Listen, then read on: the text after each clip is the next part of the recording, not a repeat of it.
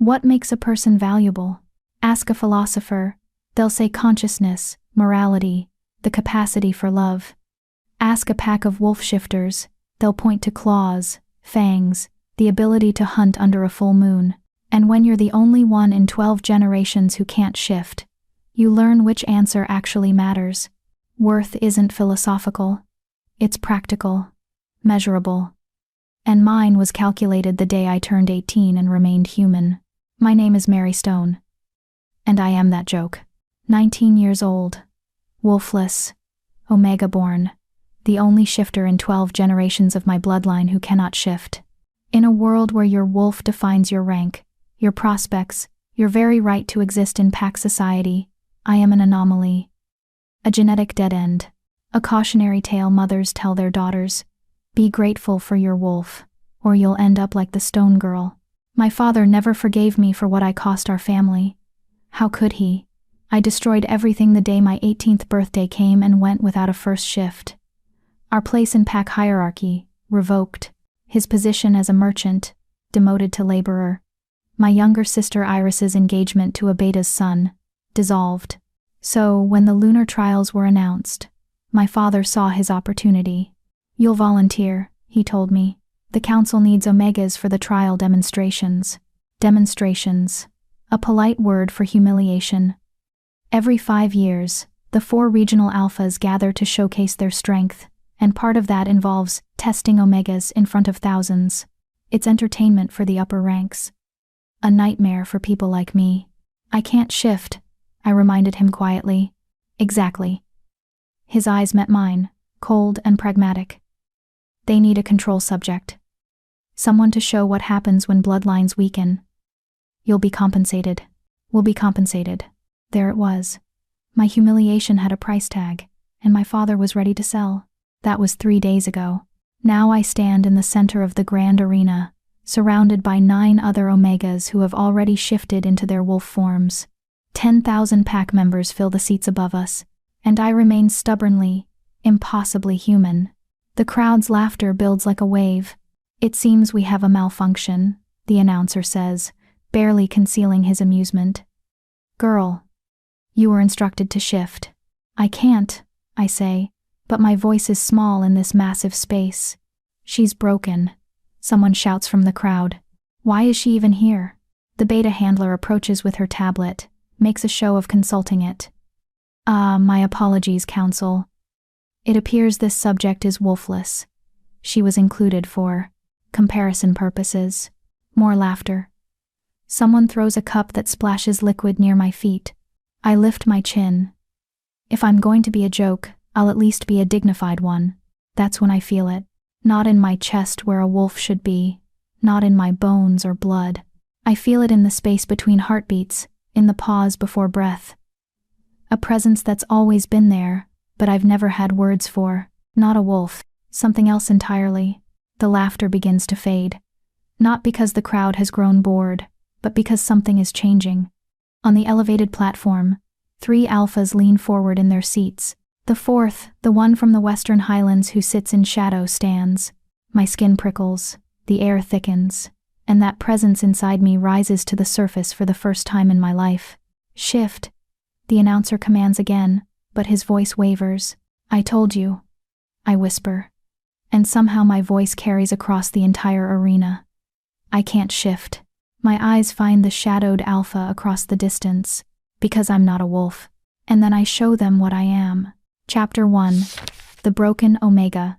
The transformation doesn't feel like the stories describe. There's no pain, no cracking of bones or tearing of flesh. Instead, it's like falling backward into water, a surrender to something that was always there, waiting beneath the surface of my skin.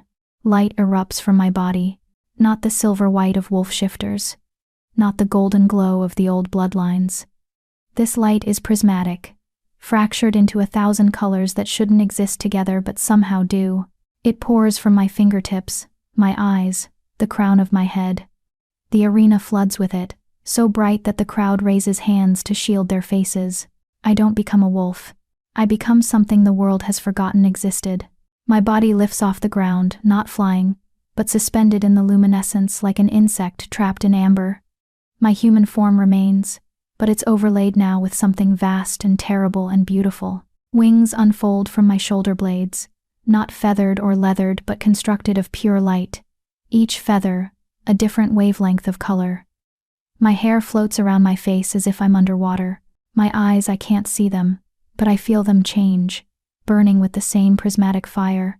The 9 wolves that were standing around me have scattered to the edges of the arena, tails tucked, heads low in submission, not fear, something deeper, instinctual recognition. The crowd has gone completely silent. On the platform, Alpha Thornfield has risen from his seat, his face slack with shock. Alpha Cross has a hand pressed to her mouth. Alpha Hale looks like he's seeing a ghost, but the Western Highland Alpha, he hasn't moved. He's still standing exactly as he was, and now that my transformed vision can pierce the shadows that surround him, I can finally see his face. Sharp features, dark hair that falls across his forehead, eyes that aren't quite one color, they shift between gray and silver, and something darker, like storm clouds before lightning. He's younger than I expected, maybe late 20s, and strikingly beautiful in a way that makes my chest tighten. He's also the only person in this entire arena who doesn't look surprised. He looks vindicated. Impossible. Alpha Cross breathes, and the magical amplification carries her word across the space. The celestial bloodline died out 400 years ago. Apparently not, Thornfield growls. Someone explain to me, Hale says slowly, dangerously, how a wolfless omega from a nothing family is manifesting as a celestial. The Western Alpha finally speaks. His voice is deep, quiet, but it cuts through everything else. Because she's not wolfless. She never was. You were all just looking for the wrong thing. He begins descending from the platform. The crowd parts for him instinctively, pressing back against the arena walls. He moves like water, like shadow, like something that exists between states of being. As he gets closer, I realize he's taller than he appeared from a distance well over 6 feet, with broad shoulders and a predator's grace. He stops 10 feet away from where I'm hovering.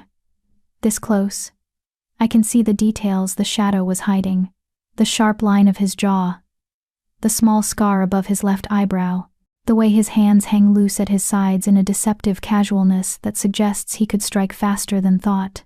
Come down, he says to me. Not a command. An invitation. I don't know how. I rose without conscious thought, carried by instinct and something larger than myself. But at his words, I feel the light begin to recede. My feet touch the ground. The wings fold and dissolve. The prismatic glow dims until I'm standing on solid earth again, human-shaped and trembling. The arena stays silent for 3 more heartbeats. Then, chaos erupts. Seize her, Hale shouts, rising from his seat. This is a bloodline violation. Celestials are restricted class. She should have been registered at birth. She didn't know what she was, the Western Alpha says, without looking away from me. Did you? I shake my head. My voice has abandoned me entirely. It doesn't matter, Cross interjects. She's descended from the platform now too, approaching from a different angle. Celestial manifestation falls under council jurisdiction. She needs to be taken into custody for evaluation. Evaluation. Thornfield spits.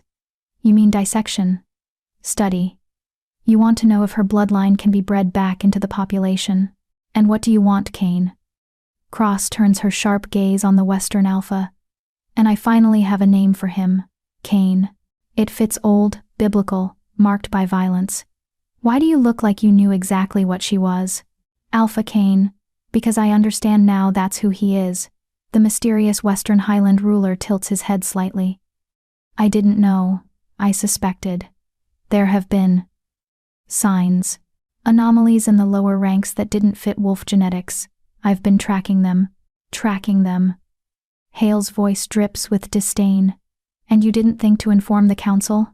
The council, Kane says softly, has a history of destroying what it doesn't understand. I wasn't going to hand over potential celestials for your research programs. The 3 other alphas exchange looks. There's a history here I don't understand. Layers of politics and old grudges that I'm caught in the middle of. This isn't your decision to make, Cross says. The accords are clear. Restricted bloodlines fall under joint council authority. Then let's vote. Kane's voice remains calm, but I sense the steel underneath. 4 alphas. 4 votes. Majority rules. I vote she comes with me to the Western Highlands, where she'll be protected and trained. You mean controlled? Hale counters. You want a celestial under your power. I vote she goes to the Central Research Facility, where she can be properly evaluated. I vote she remains here in the Eastern Territory, Cross says. Neutral ground. We can study her without one alpha gaining advantage. All eyes turn to Thornfield. He's been quiet, studying me with an intensity that makes my skin prickle. Finally, he speaks. I vote she chooses. The arena erupts again. That's not protocol. Hale roars. She's an Omega. She's a Celestial. Thornfield cuts him off. Which means she outranks every wolf in this arena, including us. Historically, Celestials were advisors to Alphas, not subjects. If her bloodline is genuine, she has autonomy.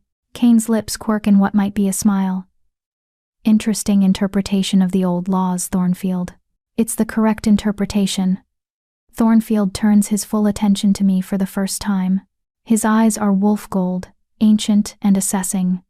Girl, Mary Stone, according to the roster, do you understand what just happened to you? I find my voice. It comes out stronger than I expected. No, you manifested a bloodline that was thought extinct. Celestials were the original shifters, not wolves, but something older. Something that could take multiple forms, manipulate light, move between realms. They were powerful enough that the wolf bloodlines nearly wiped them out 4 centuries ago out of fear. That's revisionist history, Cross snaps. That's the truth, Thornfield snaps back. And now we have a living celestial standing in front of us. The question is, what do we do about it? I say we let her decide her own fate. And I say, a new voice cuts through the argument, that my daughter comes home with me. My father has somehow made his way onto the arena floor. He's flanked by 2 pack guards, and he's wearing his best clothes, the ones he saves for merchant negotiations. His face is flushed with excitement, with the scent of opportunity. Your daughter? Kane's attention swivels to my father like a blade finding a target. Yes.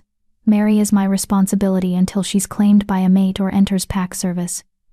As her father, I have the right to. You have no rights here. Kane's voice drops to a register that makes my bones vibrate. You brought your daughter to this arena to be humiliated for profit. You sold her to the council as a cautionary tale. Whatever paternal authority you think you have ended the moment you accepted payment for her degradation. My father's face pales. Now see here, Alpha, I was simply quiet. The single word from Kane carries enough power that my father's mouth snaps shut involuntarily. Mary Stone, you have 3 choices.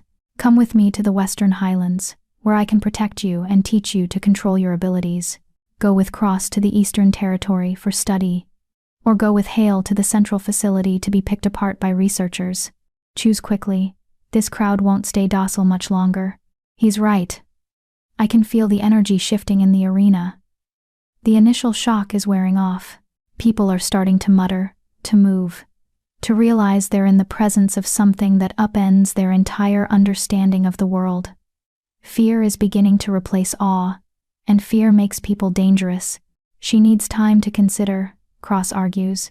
She needs safety, Kane counters, and she needs it now. I look at the 3 alphas who are arguing over me like I'm a prize to be won. Then I look at Kane, who's standing slightly apart, waiting. His eyes meet mine, and I see something there I don't expect, understanding. He knows what it's like to be different, to be feared, to have everyone want to control you. I'll go with Alpha Kane, I hear myself say. Mary. My father finds his voice again. You can't just. I can. I turn to face him fully for the first time since my transformation. You sold me, Father. You made me a spectacle. You don't get to pretend you care now that I'm valuable. His face flushes red, but whether from shame or anger, I can't tell. Hale rises from his seat. This is irregular. I'm calling for a formal council review. Call for whatever you want, Kane says. He's moved closer to me now, close enough that I can feel the heat radiating from his body. But she's leaving with me. Now. unless you want to challenge me for her. The air crackles with tension. For a moment, I think Hale might actually do it. Might shift and attack, and turn this political standoff into actual violence. But Cross puts a hand on his arm. Let it go, she says quietly. For now, we'll reconvene under proper protocol. This isn't over, Hale promises. No, Kane agrees. It's not. He turns to me, and his expression softens fractionally. Can you walk? I nod, though truthfully, I'm not sure. My legs feel like water, my entire body trembling with aftershocks from the transformation. Then walk with me. Don't look back. Don't acknowledge anyone. Just stay close. He begins moving toward the arena exit, and I follow. The crowd parts for us, but not silently. I hear the whispers, the speculation, the fear and fascination mixing into a toxic cocktail. Celestial. Thought they were all dead. She's going with the Western Alpha. What does he want with her? Iris appears in the crowd. My sister pushes through to the edge of the pathway, her face stricken. Mary, wait. Let her go. My father grabs her arm, pulling her back. She's made her choice. I meet Iris's eyes for just a moment. There's so much I want to say to her that I forgive her for not defending me, that I understand she was protecting herself, that I don't blame her for our father's choices. But Kane's warning rings in my ears. Don't acknowledge anyone. So I look away and keep walking. We exit the arena through a private tunnel reserved for the alphas. The noise of the crowd fades behind us, replaced by the echo of our footsteps on stone. I realize I'm still wearing just the thin linen shift they dressed me in for the demonstration. My feet are bare. I must look ridiculous, a scared girl in her nightclothes following a powerful alpha into the unknown. You're shaking, Kane observes. I just turned into something I didn't know existed. I manage. I think shaking is appropriate. He makes a sound that might be a laugh. Fair point. We emerge into daylight. There's a vehicle waiting, sleek and black, clearly expensive. A driver stands beside it, his expression carefully neutral when he sees me. The Fortress? Alpha? He asks. Yes. And Samuel. Kane fixes him with a meaningful look. No stops, no detours, no communications until we're behind the wards. Understood.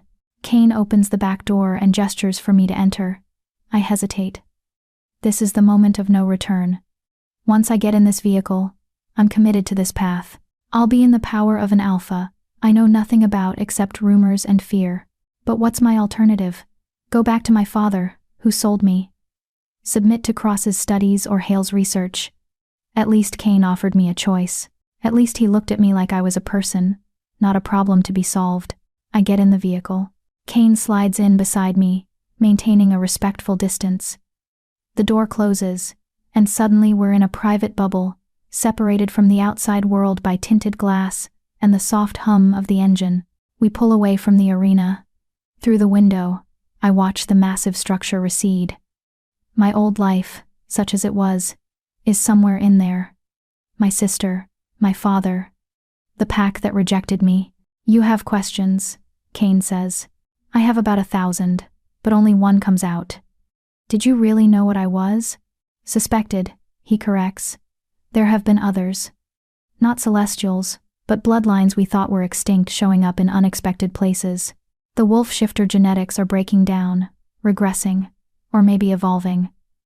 I've been documenting cases for 3 years. Why? He's quiet for a moment, watching the landscape roll past. Because the council wants to believe we're the pinnacle of shifter evolution, that wolves are the strongest, the best, the rightful rulers. But the old texts tell a different story. They tell of celestials who could become anything wolves, yes, but also bears, eagles, serpents, who could manipulate elements, cross between realms, live for centuries. The wolves didn't inherit the earth because they were strongest.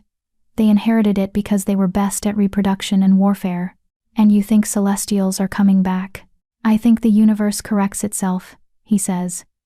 The wolves culled the celestials nearly to extinction 400 years ago. But you can't erase a bloodline completely.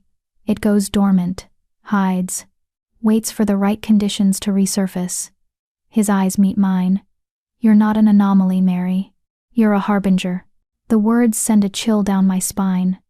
What if I don't want to be a harbinger? What if I just want to be normal? Then you shouldn't have transformed in front of 10,000 witnesses, he says. But there's no cruelty in it. Normal stopped being an option the moment you lit up that arena. Now you're a symbol. A threat. A prize. Every alpha in the Confederation will want to control you, study you, or eliminate you. Except you? I want to understand you, he says. There's a difference. We drive in silence for a while. The city gives way to countryside, then forest. The Western Highlands are appropriately named. The land rises steadily, the trees growing thicker and wilder.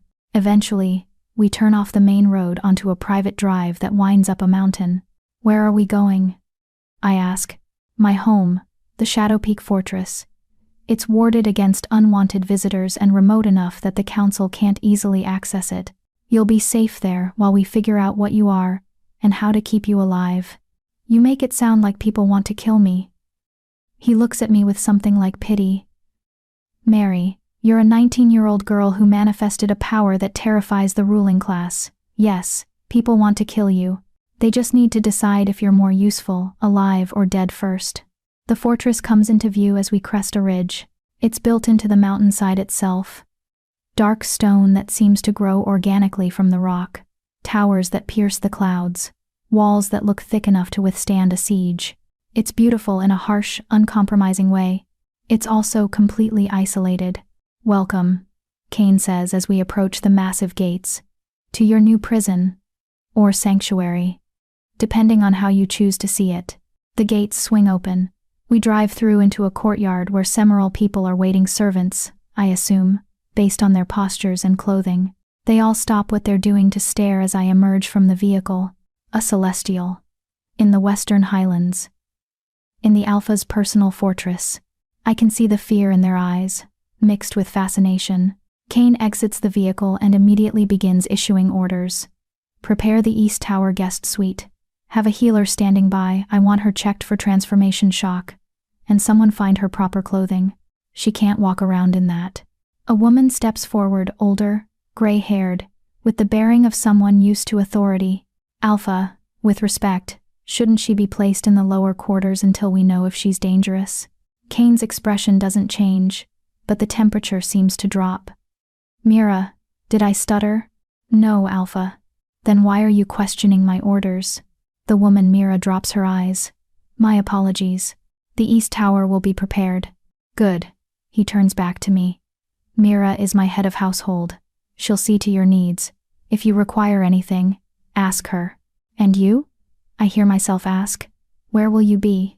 Making calls, reinforcing the wards, convincing the council not to declare war over this. He pauses. And researching everything I can find about Celestials. We need to understand what you are before anyone else tries to define it for you. Then he's gone, striding into the fortress with the confidence of a man on his own territory. I'm left standing in the courtyard, surrounded by strangers who look at me like I'm a bomb that hasn't decided whether to explode. This way, miss, Mira says stiffly. I follow her into the fortress, through corridors of dark stone and flickering torchlight. We climb stairs, so many stairs, until we reach a tower room with windows that overlook the entire valley. The Alpha's orders are that you're a guest, not a prisoner, Mira says. But I'd advise you not to wander. The fortress has defenses. They don't always distinguish between intruder and resident. Noted. She leaves me alone. I walk to the window and look out at the view. Miles and miles of forest, mountain peaks in the distance, the setting sun painting everything gold and red. It's beautiful, remote, utterly cut off from everything I've ever known.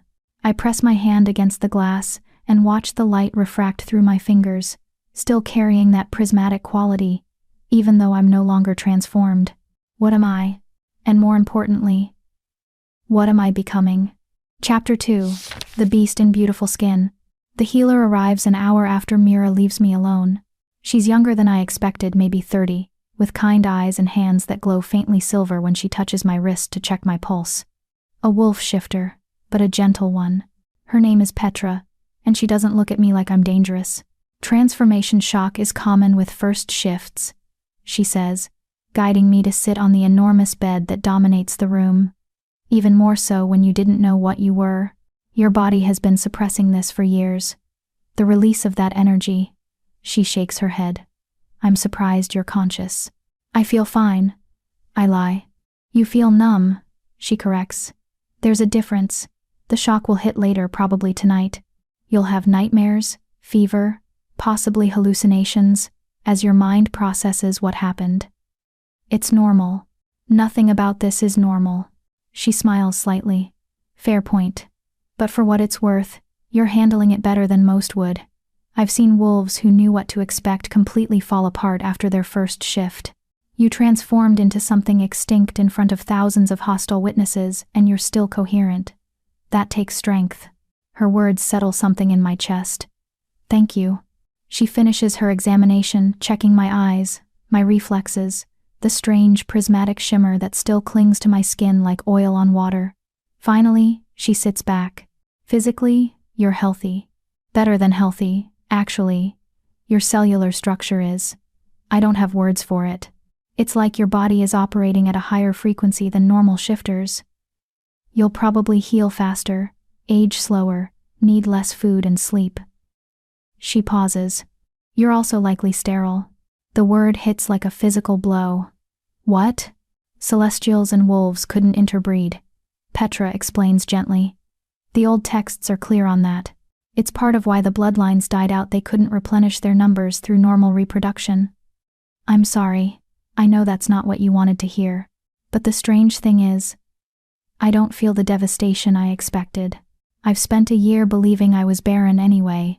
It was one of the marks of shame my father catalogued, one of the reasons I was worthless as a potential mate. Learning it's a feature of my bloodline, rather than a personal failure, almost feels like relief. It's fine, I say. I already knew I couldn't have children. Petra frowns. You knew how? I just did. The healers tested me last year. They said my reproductive system was non-functional. I looked down at my hands. I thought it was another way I was broken. You're not broken, Petra says firmly. You're different. There's a distinction. She stands, gathering her supplies. The Alpha has requested I check on you daily for the first week. If you need anything before then, send for me. And Mary. She pauses at the door. Welcome to Shadow Peak. Not everyone here will be kind, but many of us are good at recognizing when someone is genuinely in danger. You were. The Alpha did the right thing, bringing you here. After she leaves, I explore the room properly. It's huge, easily 4 times the size of the bedroom I shared with Iris growing up. The bed is draped in dark furs. There's a sitting area with chairs positioned near a fireplace. A desk by the window with paper and ink already laid out. And through an arched doorway, a private bathroom with a tub large enough to swim in. On the bed, someone has laid out clothes. Soft leather pants, a tunic in deep green, undergarments, boots that look like they'll actually fit. Real clothes, not the servants' cast-offs I've worn for the past year. I strip out of the linen shift and dress slowly, marveling at the quality of the fabric, the way the clothes actually fit my frame. When I look in the mirror, I barely recognize myself. The girl staring back looks almost powerful, capable. Not the broken Omega who stood in that arena. A knock at the door interrupts my inspection. Come in, I call. Mira enters carrying a tray of food. Her expression is still wary, but less hostile than before. The Alpha thought you might be hungry. You missed the evening meal. The smell hits me: roasted meat, fresh bread, vegetables, and some kind of herb sauce. My stomach growls loudly enough that Mira's lips twitch. Thank you, I say. She sets the tray on the small table near the fireplace. The Alpha also requests your presence in his study after you've eaten. 3rd floor, west wing. I'll have someone escort you. Is it a request or a command? With the Alpha, there's rarely a difference. She heads for the door, then pauses. He's not what the rumors say, you know. Cruel, yes. Ruthless, absolutely, but not without reason. He doesn't hurt people for pleasure. He hurts them when they threaten what he's trying to protect. And what is he trying to protect? That, Mira says. You'll have to ask him yourself. An hour later, A young man who introduces himself as Thomas leads me through the fortress's winding corridors. He's nervous, stumbling over his words, clearly uncomfortable being alone with a celestial. I try to make myself seem less threatening, but I'm not sure how. Here, he says finally, stopping in front of an ornate wooden door. Just knock. He's expecting you. I knock. Enter. Kane's study is exactly what I'd expect. Dark wood, floor-to-ceiling bookshelves, a massive desk covered in papers and maps. But what surprises me are the artifacts scattered throughout, ancient things, some in glass cases, some just sitting on shelves like ordinary decorations. A chalice that glows faintly blue, a knife with a blade that seems to be made of frozen smoke, a small statue of a wolf that I swear moves when I'm not looking directly at it. Kane himself stands at the window, silhouetted against the night sky. He's changed out of his formal clothes into something simpler: dark pants, a loose shirt, his feet bare. It makes him seem more human, less alpha. But the power rolling off him is unchanged. Sit, he says without turning around. I sit in one of the chairs facing his desk. How do you feel? He asks. Like my entire understanding of reality was shattered and reassembled in the space of an hour. Accurate. He finally turns to face me. In the lamplight, his features are sharper than they appeared in the arena, all angles and shadows, beautiful in a dangerous way. I've spent the last 3 hours on calls with the other alphas. Cross wants to invoke the ancient protocols and demand you be brought before the full council for evaluation. Hale is threatening to file a formal complaint about my interference in council business. Thornfield is backing me, but only because he knows the other two would dissect you given the chance. And you? I meet his eyes. What do you want from me? Answers. He moves to his desk, picks up a book, ancient, the leather cracked with age. This is one of 3 surviving texts about celestials. It was written by a wolf scholar who witnessed the final purge 4 centuries ago.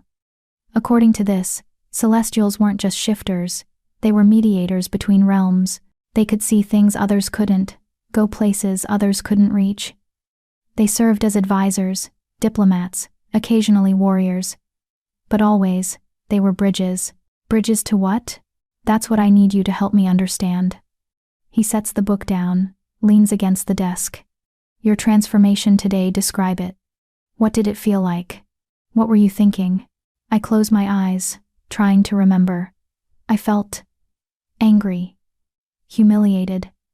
But underneath that, there was something else. Like a door I didn't know existed suddenly opened. And through that door was light, color. Not heat, exactly, but energy. It wanted out. So I let it. You let it, he repeats. You made a conscious choice. Yes. It didn't force itself out. It asked permission. He's quiet for a long moment, studying me with an intensity that makes my skin prickle. The old texts say celestials had to consent to their transformations. That, unlike wolves, who are driven by instinct and moon phases, celestials chose when and how to shift. That's what makes you so dangerous to the council. How? Because you can't be controlled through the usual methods.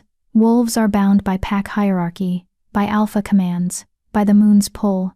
But if you can choose whether or not to shift, choose what form to take. He shakes his head. You're autonomous in a way that terrifies people who rely on hierarchy to maintain power. I don't want to terrify anyone. I just want to understand what I am. Then we need to test your abilities, Kane says. In a controlled environment, away from the council's eyes.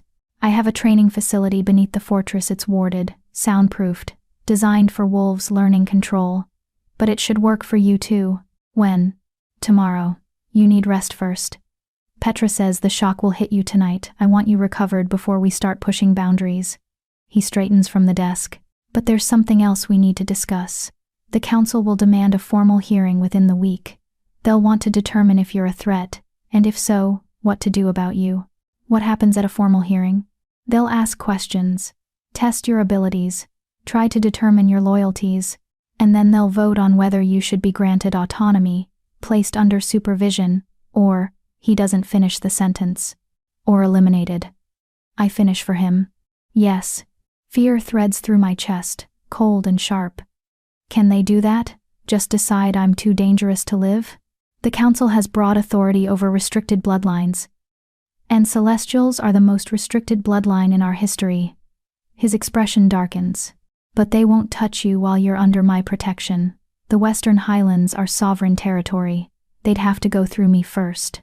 Why are you doing this? The question bursts out before I can stop it. You don't know me.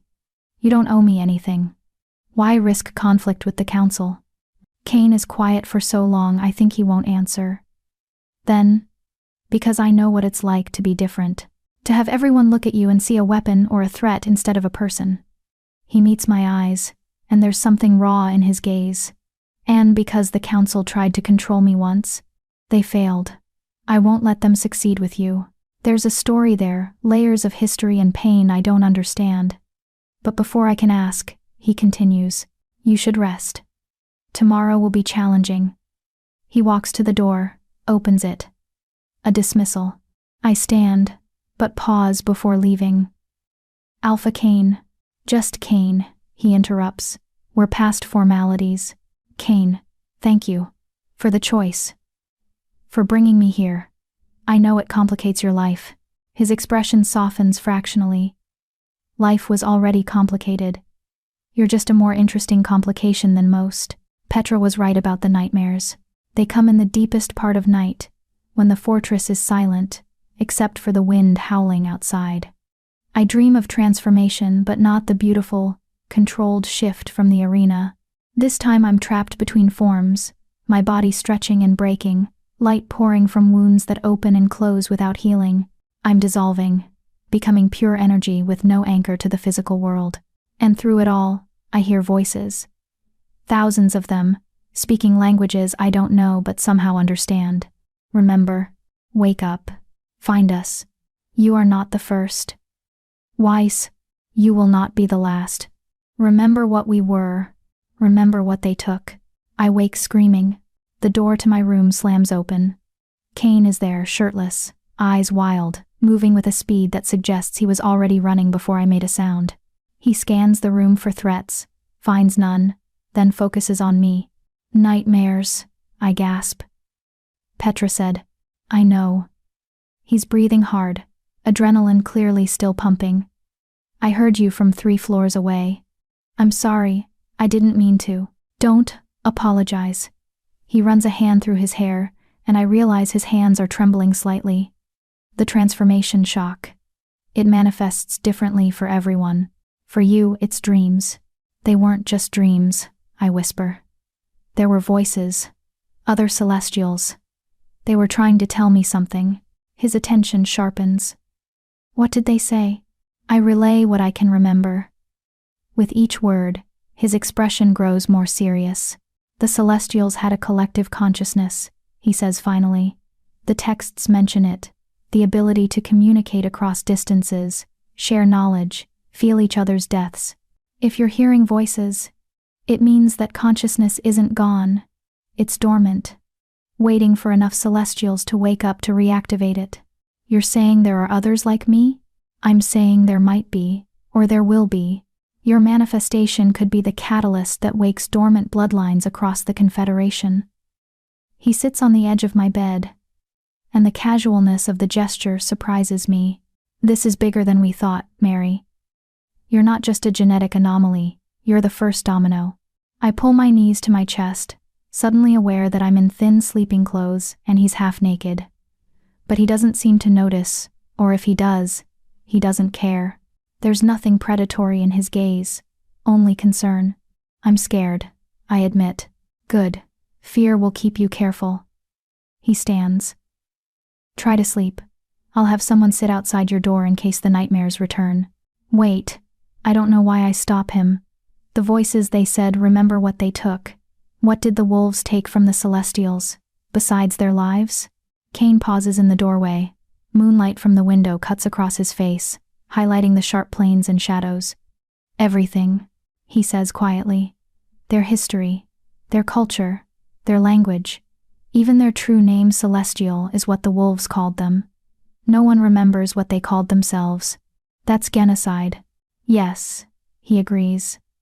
It is. He leaves me with that thought, closing the door softly behind him. I don't sleep for the rest of the night. I watch the sky lighten through my window, watch the sun rise over the mountains, and wonder what other memories are buried in my blood, waiting to resurface. By the time morning comes, I've made a decision. I will remember. I will find the others, and I will make sure what happened to the Celestials never happens again. Even if it means going to war with the very council that rules our world. Please don't forget to subscribe. Chapter 3. The Training and the Question. The training facility is not what I expected. Kane leads me down through the fortress in the early morning light, past the inhabited levels, past the storage rooms and kitchens, down stone stairs that grow progressively older and more worn. The air changes, becomes cooler, damper, charged with something that makes my skin tingle. The fortress was built on ancient ruins, Kane explains, as we descend. No one knows who constructed the original structure. But whoever they were, they understood magic in ways we've forgotten. The wards here are stronger than anything modern shifters can create. We reach a massive door carved with symbols I don't recognize. Kane places his palm against the wood, and the symbols flare with silver light. The door swings open silently. Beyond is a circular chamber easily 100 feet across. The walls are smooth black stone that seems to absorb light. The floor is marked with intricate patterns, circles within circles, symbols that hurt to look at directly. And in the center, a raised platform surrounded by what looks like empty air but feels like contained pressure. This is where young wolves learn to control their first shifts, Kane says. The wards prevent them from hurting themselves or others while they're still learning. They should work for you too, but we'll start slow. Define slow. Try to shift, just that. Don't worry about holding the form or controlling it. Just see if you can call on the light again. I walk to the center platform, acutely aware of Kane watching from the edge of the chamber. The pressure of his attention is almost physical. How do I start? I ask. However, feels natural. For wolves, it's usually emotion, anger, fear, joy. Strong feelings that crack through the human mask. But you said your transformation felt like permission. Like opening a door. So find that door. I close my eyes. Search inside myself for that presence I felt in the arena. The thing that isn't a wolf. That exists in the spaces between heartbeats. For long minutes, there's nothing. Just my own breathing. My own racing heart. The cold stone beneath my feet. Then I feel it. A shimmer at the edge of my consciousness. Not demanding, not forcing, just waiting. I reach for it the way you'd reach for someone's hand in the dark. The light responds immediately. It floods through me, not painful, but overwhelming. Colors I don't have names for cascade across my vision. My body lifts off the platform, suspended in prismatic brilliance. The wings unfold from my shoulder blades, each feather a different wavelength. I can feel the energy pouring off me in waves, bouncing off the chamber walls and returning transformed. Good. Kane's voice cuts through the roar of light. Now hold it. Don't let it consume you. You're not the light. You're the one controlling it. But he's wrong. I'm not controlling anything. I'm just allowing. The light isn't mine to command. We're in partnership. The energy and I, two halves of something that only works when both consent. Mary. His voice is sharper now. You need to come back. I don't know how. I call back. And my voice echoes strangely, layered with harmonics that don't come from a human throat. I hear him move. Feel him approaching the platform despite the wards that should keep him back. Then his hand closes around my ankle, the only part of me still close to the ground, and the contact is like an anchor dropping. The light stutters, flickers. Follow my voice, he says. Find your way back to your body. You're Mary Stone, 19 years old, from the Eastern Valleys. You like books and quiet places, and you've never properly shifted before today. Remember who you are. The words are a lifeline. I grab onto them, use them to pull myself back from the edge of dissolution. The light dims, the wings fold, my feet touch stone. I collapse immediately. Kane catches me before I hit the ground, his arms solid around my waist. For a moment we're frozen like that, my back against his chest, his breath warm on my neck, both of us trembling from the aftermath. That was 4 minutes, he says quietly. For a first attempt, that's remarkable. Most shifters can barely hold form for 30 seconds their first time. It didn't feel like holding. I manage. It felt like drowning. Like I could just let go and disappear into the light completely. His arms tighten fractionally. That's the danger. Celestials who lost themselves to the transformation never came back. They became pure energy, formless and eternal but no longer themselves. The old texts called it dissolution. It was considered both the ultimate transcendence and the ultimate death. You're saying I could just stop existing? I'm saying you need to learn control before we try this again. He helps me to a sitting position on the platform, then moves back to give me space. Your power isn't like wolf shifting. It's not instinctive.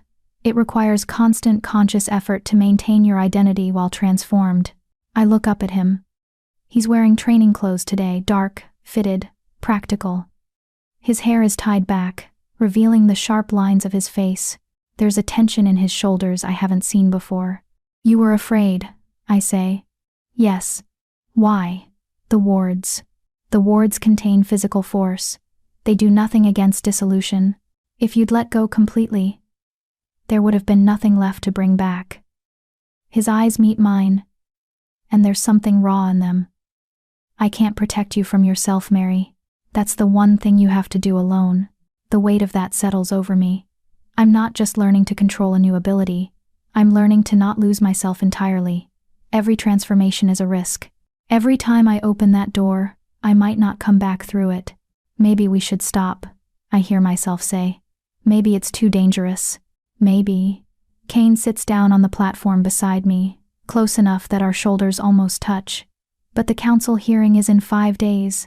If you can't demonstrate control, they'll use that as justification to contain you indefinitely.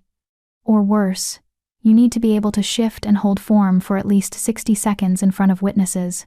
60 seconds of nearly dissolving. Great. We'll work up to it. Multiple sessions a day if necessary. I'll be here to anchor you every time. He glances at me. Unless you don't trust me to do that. I trust you, I say, and realize it's true. I shouldn't. I barely know him. He's an alpha with his own agenda, and I'm completely at his mercy here in this isolated fortress. But something in his eyes when he talks about control, about being different, about the council trying to contain him.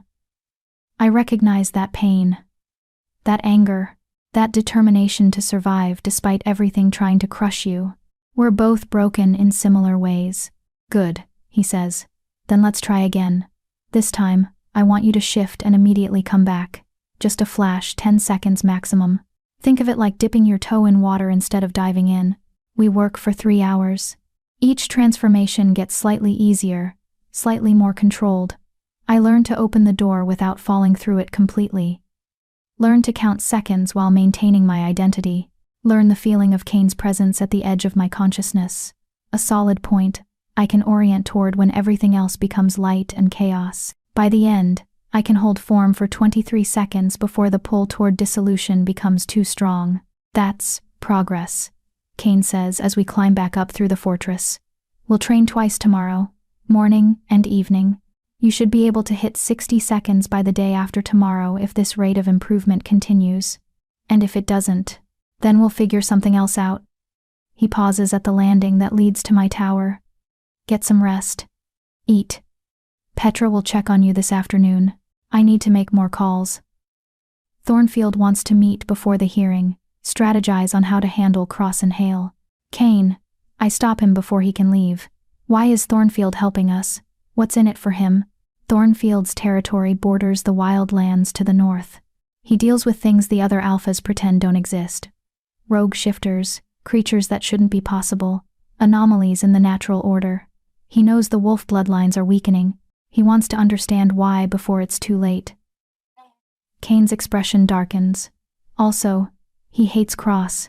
They were engaged once, before he became alpha. She broke it off when she decided political power was more important than personal connection. He's never forgiven her. So his support is personal, not ideological. All politics are personal, Kane says. Remember that when we face the council. They'll dress everything up in protocol and tradition, but ultimately, They're just people with agendas and grudges and fears. Find the personal motivation and you find the marriage. He leaves me with that thought. The afternoon passes slowly. I eat, bathe, try to read one of the books someone left in my room. A romance about a human who falls in love with a shifter, which feels simultaneously on the nose and completely disconnected from my reality. The human in the story doesn't have to worry about dissolving into pure energy.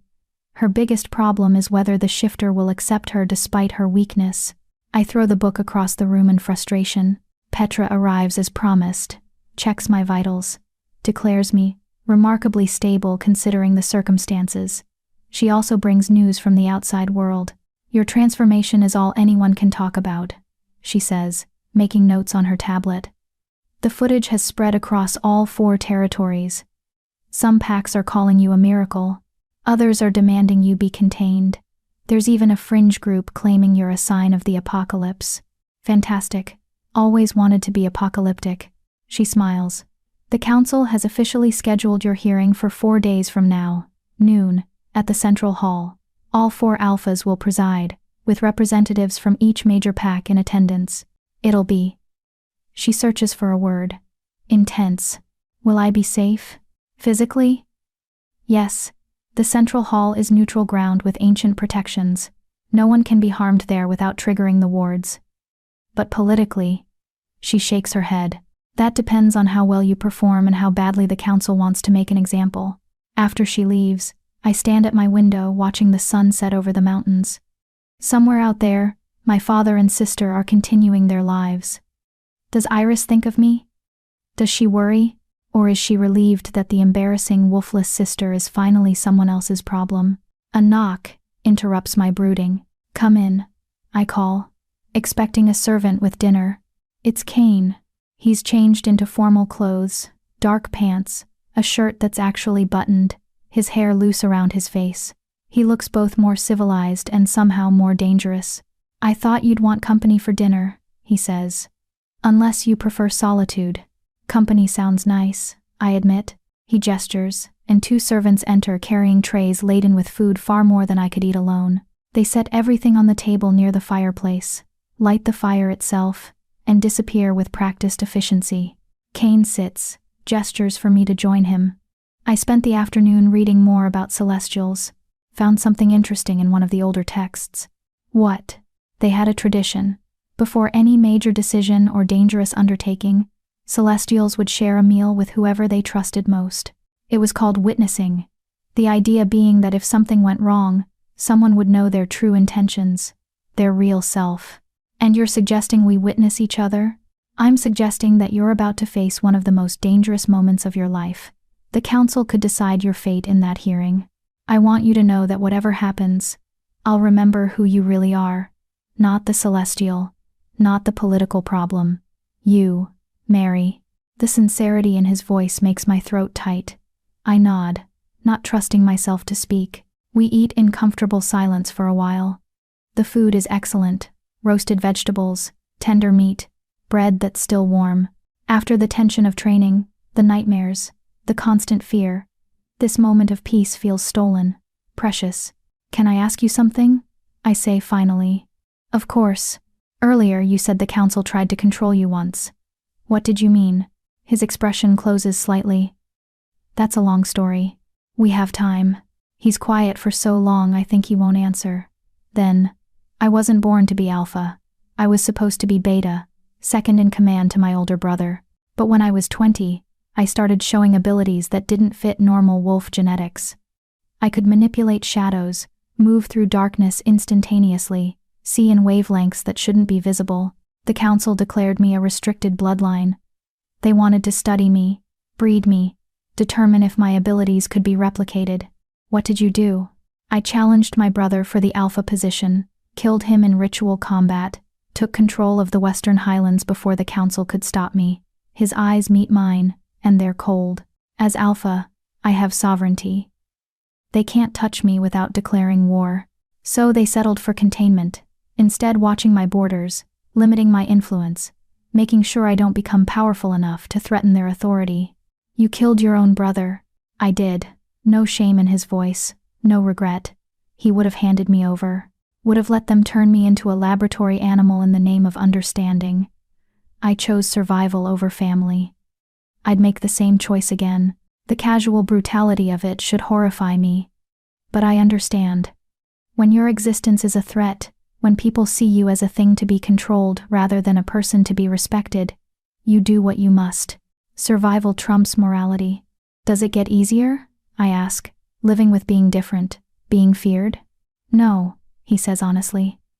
But you learn to build walls, to let only certain people close enough to see the real you, to accept that most will never understand, and that's their failure, not yours. Have you let anyone close? Besides Thornfield, I mean. His smile is bitter. I let someone close once. She was a beta from the Eastern Territory, intelligent, beautiful, ambitious. I thought she saw me for who I was, not what I could do. I was wrong. She was a spy for Cross, sent to gather information about my abilities. When I discovered the truth, I exiled her. She died trying to cross back into Eastern Territory through the Winter Mountains. I'm sorry. Don't be. I'm not. He drains his glass. That was 5 years ago. Since then, I've been careful about who I trust, who I let into my space. Yet you brought me here. Yes. Why? He looks at me, then really looks at me, like he's trying to see past skin and bone to something deeper. Because when I saw you standing in that arena, refusing to be ashamed of what you couldn't do, I recognized something. A kind of defiance that can't be taught. You weren't fighting to prove anything to them. You were just enduring, surviving. And then you transformed, and I realized you're like me, someone who slipped through the cracks of what we're supposed to be, and became something the world doesn't have a category for. The vulnerability in his words steals my breath. I'm not strong like you, I whisper. I don't know how to fight.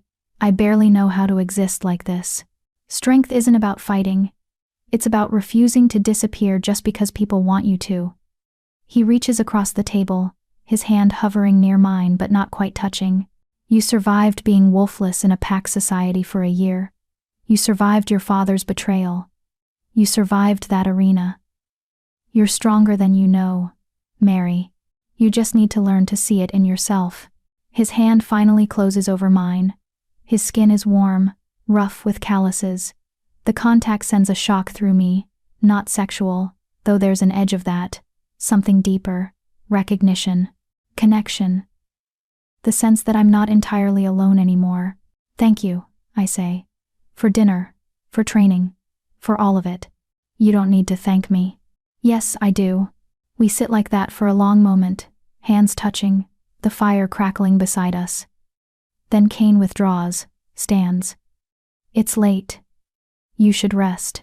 We have more training tomorrow, and then Thornfield arrives the day after. He'll want to meet you, assess you himself before the hearing. Will he be friendly? Thornfield is never friendly, but he's fair, and he's brilliant at reading people. If anyone can help us strategize for the council, it's him. He moves toward the door, then pauses. Turns back. Mary. One more thing. Yes? At the council hearing, they'll ask you questions designed to trap you. They'll want you to admit you're dangerous, that you can't control yourself, that you're a threat to pack society. Whatever they ask, remember, you don't owe them explanations. You don't owe them demonstrations. You only owe them the truth of who you are. Nothing more. And who am I? His smile is small, but genuine. That's what we're going to figure out together. After he leaves, I sit by the fire for a long time, his words echoing in my mind. The question he didn't ask but that hung between us like a challenge. Will you marry me? No, that's not right. He didn't ask that. But something about the way he looked at me, the intimacy of sharing his story, the careful distance he maintains even while offering protection, it feels like a question waiting to be formed. A promise waiting to be made. I'm not ready to answer, don't even fully understand what's being asked. But I feel it building between us something more complex than gratitude, more dangerous than attraction. A bond forged in understanding what it means to be categorically alone. Tomorrow we'll train again. The day after, Thornfield arrives. 4 days from now, I face the council. But tonight, for just a few hours, I'm allowed to sit in this tower room and feel almost safe. Almost seen. Almost like I might survive what's coming. Almost. Chapter 4. The Diplomat and the Discovery. By the 3rd day of training, I can hold my transformed state for 47 seconds. It's not enough. Kane and I both know it. But it's progress hard-won. Exhausting progress that leaves me drained and shaking after each session. The dissolution pull grows stronger the longer I hold form, like gravity increasing with each passing second. By second 40, I can feel myself starting to fragment, my consciousness spreading thin across too much space. Again, Kane says from the edge of the platform. I need a break. I gasp. My body is human-shaped, but my vision still carries prismatic edges, colors bleeding into each other like watercolors in rain. The council won't give you breaks. Again. There's no cruelty in his voice, just relentless determination. He's pushing me because he knows what's at stake. Because in 2 days, I'll stand in front of the most powerful shifters in the Confederation and they'll be looking for any excuse to lock me away. I close my eyes, reach for that door inside myself. Open it. The light floods through me, familiar now, almost comforting despite the danger. I've learned to recognize the different qualities of the energy. The warm gold that settles in my chest. The cool silver that traces my spine. The prismatic cascade that forms the wings. Each color has a purpose, a function, though I'm only beginning to understand what they do. I count seconds in my head. 1, 2, 3. Kane's presence anchors me at the edge of my awareness. Solid. Unmoving. Real. 10, 11, 12. The wings spread fully now. I can feel air currents I shouldn't be able to sense, temperature variations measured in fractions of degrees. The electromagnetic fields generated by the wards themselves. 20, 21, 22. My sense of self starts to blur. Where does Mary end and the light begin? The question becomes harder to answer with each passing second. 30, 31, 32. You're doing well. Kane's voice cuts through the roar. Keep counting. Stay focused on the numbers. 40, 41, 42. The pull intensifies. It would be so easy to just let go, to dissolve into pure energy and never have to face the council, never have to prove myself, never have to carry the weight of being the first celestial in 400 years. Just light, just peace, just Mary, sharp now, commanding, come back. 50, 51. I push for one more second, just one more. Prove I can do this. Prove I'm not helpless. Prove. Now. I collapse the transformation, dropping back into my body with a force that sends me to my knees. Kane is there immediately, catching me before I pitch forward onto my face. 52 seconds, he says. That's the longest yet. Not enough. It'll have to be. He helps me sit, then settles beside me on the platform. We've fallen into this pattern over the past 3 days, the training, the collapse, the quiet moments after where neither of us speaks while I remember how to be human again. Thornfield arrives in 2 hours. We need to get you cleaned up and presentable. What's he like? Really? Kane considers the question. Brilliant. Ruthless when necessary. He sees 3 moves ahead in any political situation.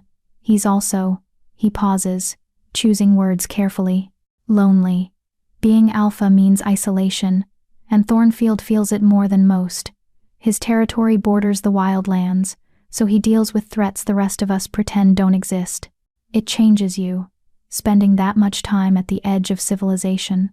You sound like you understand that. I do. He looks at me. We're all lonely in different ways. Thornfield's just honest about it. Mira arrives at my tower with clothes finer than anything. I've worn deep blue velvet dress that brings out the strange prismatic quality my eyes have developed since the transformation. Silver threads woven through the fabric that catch the light. She styles my hair into something resembling elegance, her movements efficient but not unkind. The Northern Alpha is particular about presentation, she explains as she works. He'll judge you on appearance first, substance second. Let him see someone composed, controlled. Not a scared girl. I am a scared girl. Then lie better. Her eyes meet mine in the mirror. That's what survival looks like sometimes. Pretending you're stronger than you are until you believe it yourself. When she's finished, I barely recognize my reflection. The girl staring back looks older, more refined, almost like someone who belongs in an alpha's fortress, instead of a laborer's daughter playing dress-up. Kane appears at my door precisely at sunset. He's dressed formally, too dark suit that makes him look even taller, his hair tied back to reveal the sharp planes of his face. His eyes widen fractionally when he sees me. You look, he stops. Good. You look good. So do you. We stare at each other for a beat too long, something charged building in the space between us. Then he clears his throat. Thornfield is waiting in the great hall. Are you ready? No. Good. That means you're paying attention. He offers his arm. Come on. Let's introduce you to the most dangerous diplomat in the Confederation. The Great Hall is a massive space I haven't seen before, high ceilings, stone pillars carved with wolves in various stages of transformation, a fireplace large enough to roast an entire deer. Thornfield stands with his back to us, examining one of the carvings. He's tall like Kane, but leaner, with dark hair shot through with silver despite appearing to be only in his 30s. When he turns, his eyes are pure gold wolf eyes, even in human form. Kane. His voice is cultured, educated. Thank you for the invitation. Thornfield. May I introduce Mary Stone? Those golden eyes focus on me with an intensity that makes me want to step back. He studies me like I'm a puzzle to be solved, taking in every detail from my hair to my shoes to the way I hold myself. The Celestial, he says finally. You're younger than I expected. I'm 19. Exactly. He moves closer, circling me slowly. Not threatening, but assessing. 19 years old. Manifested for the first time 3 days ago. No training, no understanding of your own abilities, and in 2 days, you'll face the council. Tell me, Mary Stone, do you have any idea how thoroughly Cross and Hale will try to destroy you? I'm beginning to understand. Are you? He stops in front of me. They will ask you to demonstrate your abilities. When you do, they'll claim you're unstable, dangerous. They'll present evidence of other Celestials who lost control, who destroyed entire villages in their dissolution. They'll paint you as a catastrophe waiting to happen, and then they'll offer you a choice: submit to containment, for the safety of all, or be eliminated as a threat. Ice floods my veins. Kane said they couldn't touch me in Central Hall. They can't kill you there, Thornfield agrees. But they can sentence you, and once the sentence is passed, you become fair game the moment you step outside those walls. I look at Kane. You didn't tell me it was that bad. Because I wasn't certain, he admits. But Thornfield has sources in the Eastern and Southern Territories. If he says that's the plan, Thornfield confirms. Cross in particular wants you contained. She sees Celestials as the key to understanding why wolf bloodlines are weakening. She believes if she can study you, dissect your genetics, she can breed that power back into wolf lines. His expression darkens. She's wrong, of course. You can't force evolution, but that won't stop her from trying. So, what do? I ask. We give them no choice but to grant you autonomy. Thornfield moves to a table where someone has laid out papers, documents, maps, what look like ancient texts. The old laws are clear. Celestials cannot be bound against their will unless they've committed a crime against the Confederation. No crime, no containment. But they'll argue that your mere existence is dangerous, that you don't have to do anything wrong to be a threat. How do we counter that? By proving you have perfect control. By demonstrating that you understand your abilities and can contain them at will. And by making it politically costly for them to move against you. He pulls out a document, spreads it on the table. This is a Celestial Charter from 400 years ago. It grants Celestials the right to serve as independent advisors to any Alpha who requests their counsel. If you formally accept such a position before the hearing, you gain legal protections that even the Council can't easily override. You want me to become Kane's advisor? I want you to have options, Thornfield says. Right now, you're a free agent, which means you're vulnerable. But if you're officially in service to the Western Highlands, Attacking you becomes an act against Kane's sovereignty. Cross and Hale won't risk open conflict. I look at Kane. Is this what you want? Me bound to your territory? I want you alive, he says bluntly. Everything else is negotiable. There's a catch, Thornfield continues. The charter requires the Celestial to demonstrate clear purpose and unwavering loyalty to their chosen alpha. At the hearing, they'll test that.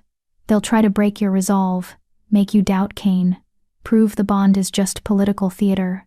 You'll need to be convincing. How convincing? Thornfield and Kane exchange a look I can't quite read. The old bonds between Celestials and Alphas weren't just political, Thornfield says carefully. They were personal, deep, the kind of connection that can't be faked. If you're going to claim protection under the Charter, the Council will expect to see evidence of genuine loyalty, not forced compliance. Understanding dawns slowly. You're saying they'll want to see that I've chosen Kane specifically, not just as a political ally, but as, I trail off, not sure how to finish. As someone worth protecting in return, Kane finishes quietly. Someone you'd fight for, not just hide behind. Can you do that? Thornfield asks me directly. Can you stand in front of the Council and make them believe that your loyalty to Kane is real? That this isn't just convenience? I think about the past 3 days, the training sessions where Kane pushed me but never passed my breaking point, the way he anchors me when I'm on the edge of dissolution, the dinner we shared, the stories he told, the vulnerability he showed me, the careful distance he maintains even while offering protection, respecting my autonomy while making clear he'll defend me. Yes, I say, I can do that, because it's not entirely a lie. I do trust Kane. Do feel something building between us that goes deeper than simple gratitude. Whether it's enough to convince the Council, I don't know. But it's real. And sometimes real is all you have. Thornfield studies me for another long moment, then nods. All right. Then here's what we'll do. Tomorrow, we draft the formal charter agreement.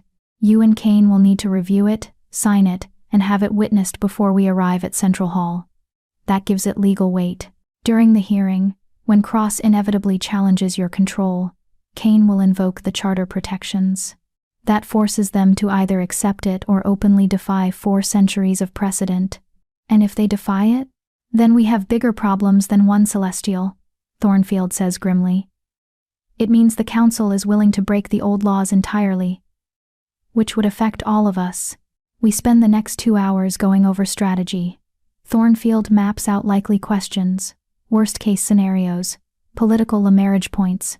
He's brilliant, dissecting the Council's probable moves with surgical precision, offering counters for each attack. By the time he's finished, my head is spinning with information. One last thing, Thornfield says as he prepares to leave. He turns to me, his golden eyes serious. During the hearing, there will be a moment when you have to choose between safety and truth, between saying what they want to hear and saying what you believe. When that moment comes, choose truth. Always.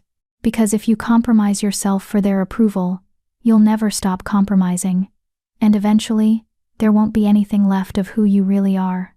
Thank you, I say, for your help, for caring enough to come here. His expression softens fractionally. I'm not doing this entirely for you. I'm doing it because the world the Council is building where difference equals danger, where power justifies control, isn't a world I want to live in. You're just the catalyst that forces us to confront what we've become. He looks at Kane. Take care of her. She's more important than any of us realize yet. After Thornfield leaves, heading to guest quarters, Mira prepared, Kane and I stand alone in the great hall. The fire has burned down to embers, casting everything in warm shadow. Are you all right? He asks. I don't know. It's a lot. Yes. He moves closer, and I realize how comfortable I've become with his presence, how his proximity no longer triggers fear, only a strange kind of anticipation. Mary. The charter, the bond it implies. I want you to understand that it doesn't have to be more than political. Whatever happens at the hearing, whatever we need to perform for the Council, it doesn't obligate you to anything beyond legal protection. I know. But if it did become more, he stops, starts again. If this proximity, This time together led to something genuine. I wouldn't object. I want you to know that. My heart hammers against my ribs. You're saying you're interested in me as more than a political problem? Yes. Simple, direct, no games. But I'm also saying I won't push, won't expect, won't demand.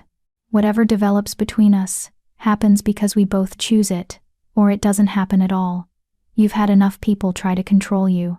I won't be another one. The sincerity in his voice, the careful respect, the way he's offering without pressuring it, cracks something open in my chest. I step closer, close enough that I can feel the heat radiating from his body.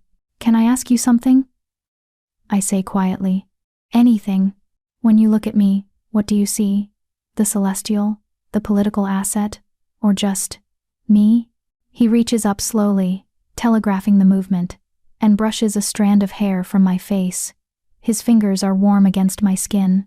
I see someone who refused to disappear even when the world wanted her to, he says. Someone who stands in an arena and takes their mockery without breaking. Someone who transforms into pure light and fights to stay human because she knows dissolution is the easy way out. I see strength wearing the mask of vulnerability.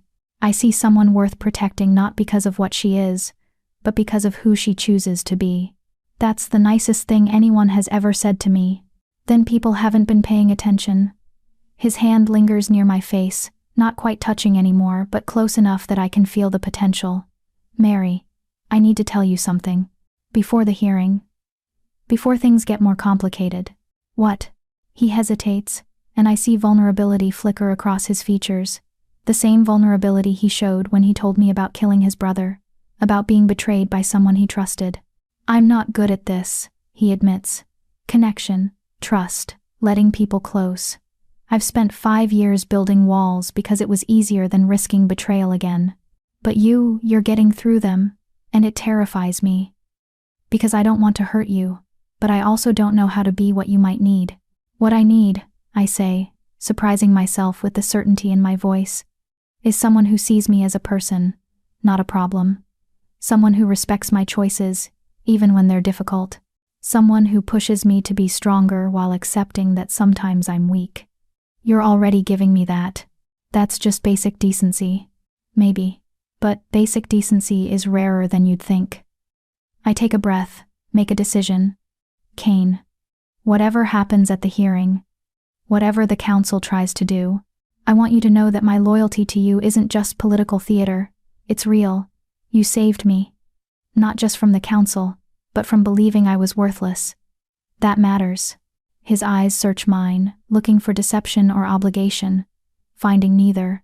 Thank you, he says quietly, for trusting me. I'll do everything I can to be worthy of it. We stand like that for a long moment, the space between us charged with possibility. Then Kane steps back, breaking the tension. You should rest. Tomorrow we finalize the charter, and then we leave for Central Hall at dawn the day after. Once we're there, everything changes. I know, Mary. He pauses at the doorway.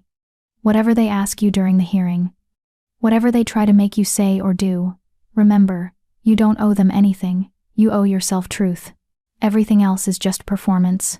After he leaves, I return to my tower room and stand at the window, watching the stars emerge one by one over the mountains. Tomorrow we sign the charter. The day after, I face the council. And somewhere in all of this, I've stopped being just a scared girl pretending to be strong. I've started actually believing I might survive. Chapter 5. The Promise Unspoken. The charter is a thing of beauty. Thornfield presents it at breakfast. Ancient parchment he somehow procured overnight. The ink already faded to sepia, despite being freshly written. The document is covered in formal language that takes me 3 readings to fully understand, but the core is simple. I, Mary Stone, agree to serve as celestial advisor to the Western Highlands, in exchange for protection, resources, and autonomy. The bond is permanent, unless dissolved by mutual consent. The penalties for breaking it on either side are severe. Sign here. Thornfield indicates a line at the bottom. And here. Kane will countersign. I'll witness. Then it becomes legally binding under the old laws. What exactly does celestial advisor mean? I ask. What will I actually be doing? Whatever Kane needs, Thornfield says. The Celestials served as mediators, strategists, sometimes warriors. Their abilities gave them perspectives others lacked. You'll learn as you grow into the role. And if I'm terrible at it, then you'll learn to be better. Kane settles into the chair across from me, a cup of coffee cradled in his hands. He looks tired, dark circles under his eyes, suggesting he slept as poorly as I did. The charter isn't about competence, it's about protection. Everything else we figure out together. I pick up the pen, then hesitate. This binds me to the Western Highlands. To you. For potentially the rest of my life. Yes, that's a long time to be connected to someone you barely know. It is, he agrees. Which is why I need you to be sure. Not about the politics we both know, this is the smart move strategically, but about whether you can live with this. With me. With everything that comes with being under my protection. I think about the alternative, going before the council alone, vulnerable, without legal standing, hoping they'll grant me autonomy out of the goodness of their hearts, when everything Thornfield said makes clear they have no intention of doing that. I could refuse the charter, try to stand on my own, and likely end up contained or dead within a week. Or I could sign, tie myself to an alpha who's been nothing but honest with me, who respects my choices, who sees me as a person rather than a problem to be solved. It's not really a choice at all. I sign. My hand is steady as I write my name in careful script. Kane signs next to mine, his signature bold and decisive. Thornfield witnesses with his own elaborate scrawl. Done, Thornfield declares. As of this moment, Mary Stone is officially Celestial Advisor to the Western Highlands, under the protection of Alpha Kane. The council will receive notice before the hearing begins. He rolls up the parchment carefully. I'll carry this to Central Hall myself. It's too important to trust to anyone else. Thank you, I say. For everything. For coming here. For helping us. Save your thanks for after the hearing, he interrupts. We haven't won anything yet. We've just given ourselves a fighting chance. His golden eyes fix on Kane. I'll see you at Central Hall tomorrow. Try not to let her die between now and then. I'll do my best. After Thornfield leaves, heading back to his own territory to prepare, Kane and I are left alone with the weight of what we've just done.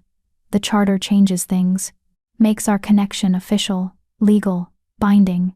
No longer just an alpha offering temporary shelter to a refugee. Now we're bound together by law and tradition, a bond that hasn't existed between Celestial and Alpha in 400 years. How do you feel? Kane asks. Terrified, committed, like I just signed away my life. You didn't sign it away, you chose a direction. He stands, moves to the window overlooking the courtyard.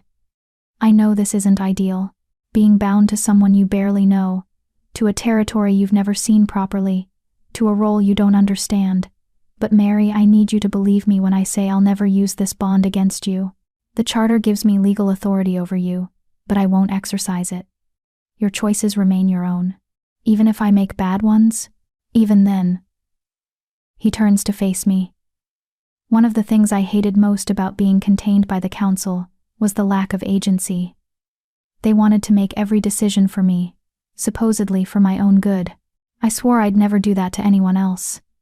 So yes, even if you make choices I disagree with, they're still yours to make. The sincerity in his voice settles something in my chest. Thank you. For understanding that control and protection aren't the same thing. Most people never learn the difference. We spend the rest of the morning in the training facility. One final session before the hearing, pushing my limits one last time. I manage 58 seconds in transformed state, agonizingly close to the target, but not quite there. The dissolution pull is overwhelming by the end. Kane's voice the only thing anchoring me back to physical form. It'll have to be enough, he says as I collapse into his arms for what feels like the 100th time. We're out of time to train. What if it's not enough? What if they demand I hold longer, and I can't? Then we'll deal with it. His arms tighten around me briefly before he helps me sit up. You've made incredible progress in 4 days. Most Celestials trained for years before attempting transformations this long. The fact that you can do it at all is remarkable. Remarkable isn't the same as safe. Nothing about you is safe, Mary. That's part of what makes you extraordinary. He brushes sweat-dampened hair from my forehead, the gesture tender. Come on, let's get you cleaned up. We leave at dawn, which means tonight is your last night in the fortress before everything changes. That evening, Mira helps me pack for the journey to Central Hall. Clothes, toiletries, the few personal items I've accumulated in my brief time here. It's a small collection, everything I own fits in a single bag. The realization makes me laugh. Something funny? Mira asks, just thinking about how little I have. 5 days ago, I owned nothing but shame and broken dreams. Now I own slightly more nothing, but with better clothes. Her expression softens. You own more than you think. You own your name, your choices, your future. Those aren't small things. They feel small when the council is trying to take them away. Then don't let them. She finishes folding a dress, sets it in the bag with careful precision. I've served Alpha Kane for 3 years. In that time, I've seen him face challenges that would have broken lesser alphas. The council's pressure, the isolation, the constant threat of containment. He survives because he refuses to compromise who he is. You have that same quality. I saw it the first day you arrived, the way you stood in that courtyard, terrified but unbroken. Hold on to that tomorrow. Don't let them make you small. Did Kane tell you to say that? Kane doesn't tell me anything about emotional matters. He's brilliant at strategy but useless at feelings. She smiles slightly. But I have eyes. I've watched how he looks at you, how he pushes you in training but catches you when you fall, how he talks about you when you're not around. Like you're a puzzle he's actually interested in solving, not just an obligation to fulfill. My cheeks heat. We barely know each other. Sometimes knowing happens fast, especially when you're both alone in similar ways. She closes the bag, turns to face me fully. I'm not saying you have to feel anything for him, just don't dismiss it if you do. Good men who respect boundaries are rare. Men who see strength in vulnerability are rarer still. Whatever else Kane is, he's both of those things. After she leaves, I stand at my window, watching the sun set over the mountains one last time. Tomorrow this view will be a memory. Tomorrow I'll stand in Central Hall and face the most powerful shifters in the Confederation. Tomorrow everything I've built over the past 5 days will be tested. A knock interrupts my thoughts. Come in, I call. Kane enters carrying 2 glasses and a bottle of something amber. I thought you might want company, unless you prefer solitude before the battle. Company sounds good. He pours us each a drink, some kind of whiskey that burns going down but settles warm in my stomach. We sit in the chairs by the fireplace, the familiar configuration from our first dinner together. Nervous? He asks. Terrified. You? Same. He takes a long drink. I've faced the council before, but never with something this important at stake. If they rule against you, against the charter, I'm not sure what I'll do. You'll respect their decision because you have to. Will I? His eyes meet mine, dark and troubled. I've spent 5 years playing their game, following their rules, accepting containment, because open rebellion would hurt my pack more than it would hurt them. But this, you feels different. Like a line I won't cross even if it costs me everything. Don't say that. Don't make me responsible for your choices. I'm not. I'm telling you my choice is already made. He leans forward, elbows on his knees, the glass dangling from his fingers. If they try to take you tomorrow, I'll fight. Maybe not in the hall, the wards prevent that. But afterward, I'll fight, Mary. Even if it means war. That's insane. You can't go to war over one person. Why not? Wars have been started for less noble reasons. And you're not just one person. You're the first celestial in 4 centuries. You're proof that their precious hierarchy is failing. You're everything they fear wrapped in a package they can't control. If I let them destroy you, I'm complicit in everything I claim to oppose. The intensity in his voice steals my breath. You barely know me. How can you be willing to risk everything for someone you met less than a week ago? Because sometimes knowing happens fast, he echoes Mira's words.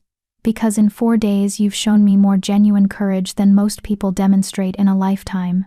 Because you're kind to servants who fear you, patient with training that nearly kills you, and honest when lying would be easier. Because when I look at you, I see someone worth fighting for, and I'm tired of only fighting for abstracts like territory and power. I want to fight for something real.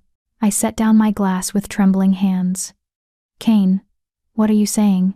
I'm saying the charter makes our connection legal. But I want more than legality. I want… He stops, struggles with the words.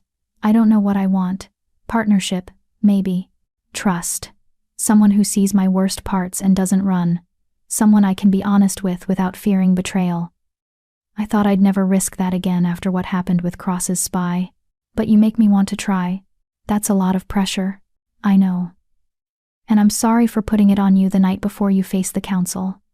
But if something goes wrong tomorrow, if they find a way to separate us despite the charter, I need you to know. The protection I'm offering isn't just political. It's personal. And if we survive tomorrow, if we make it through this, I'd like the chance to explore what that means. My heart pounds so hard I'm certain he can hear it. This is the question that's been building between us, the unspoken thing hovering at the edges of every conversation. Not, will you marry me? It's too soon for that. We barely know each other. But will you stay? Will you build something with me? Will you let this connection deepen? Will you risk caring about someone as damaged and complicated as I am? I think about the alternative. Going through life alone, trusting no one, building walls so high that nothing can hurt me but nothing can reach me either. It's safe. It's lonely. It's exactly what I've been doing for the past year. And it's slowly killed every part of me that felt alive. I can't promise you forever, I say carefully. I can't even promise you next week. But I can promise you truth. And the truth is you scare me, not because you're dangerous, but because you matter. Because in less than a week you've become someone I don't want to lose, and that terrifies me more than the council ever could. His expression shifts surprise, hope, something vulnerable. That's enough. Truth is enough. Is it? Because I'm a mess, Kane. I'm 19 with no training, no understanding of my abilities, and a tendency to nearly dissolve into pure energy every time I transform. I'm not some powerful celestial who can be your political asset. I'm just someone fighting to survive with courage and intelligence and stubborn refusal to quit, he interrupts. That's not nothing, Mary. That's everything that matters. He reaches across the space between our chairs, offers his hand palm up, an invitation, not a demand. I stare at it for a long moment, rough with calluses, scarred across the knuckles, trembling slightly. A warrior's hand, a killer's hand. A hand that's caught me every time I've fallen. I take it. His fingers close around mine, warm and solid and real. We sit like that, hands linked, the fire crackling beside us, neither of us speaking.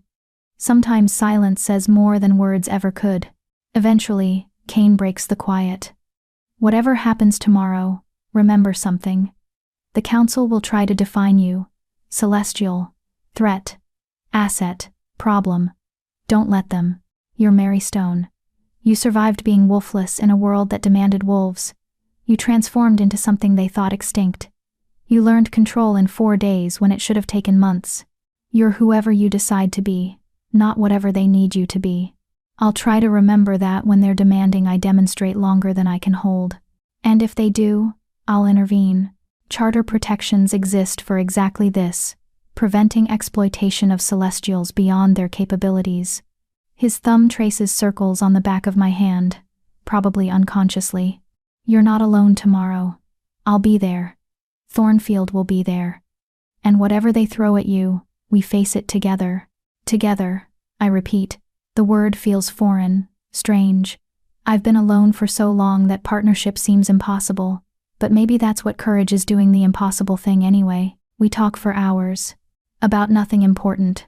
Favorite books, childhood memories, the small details that make up a life.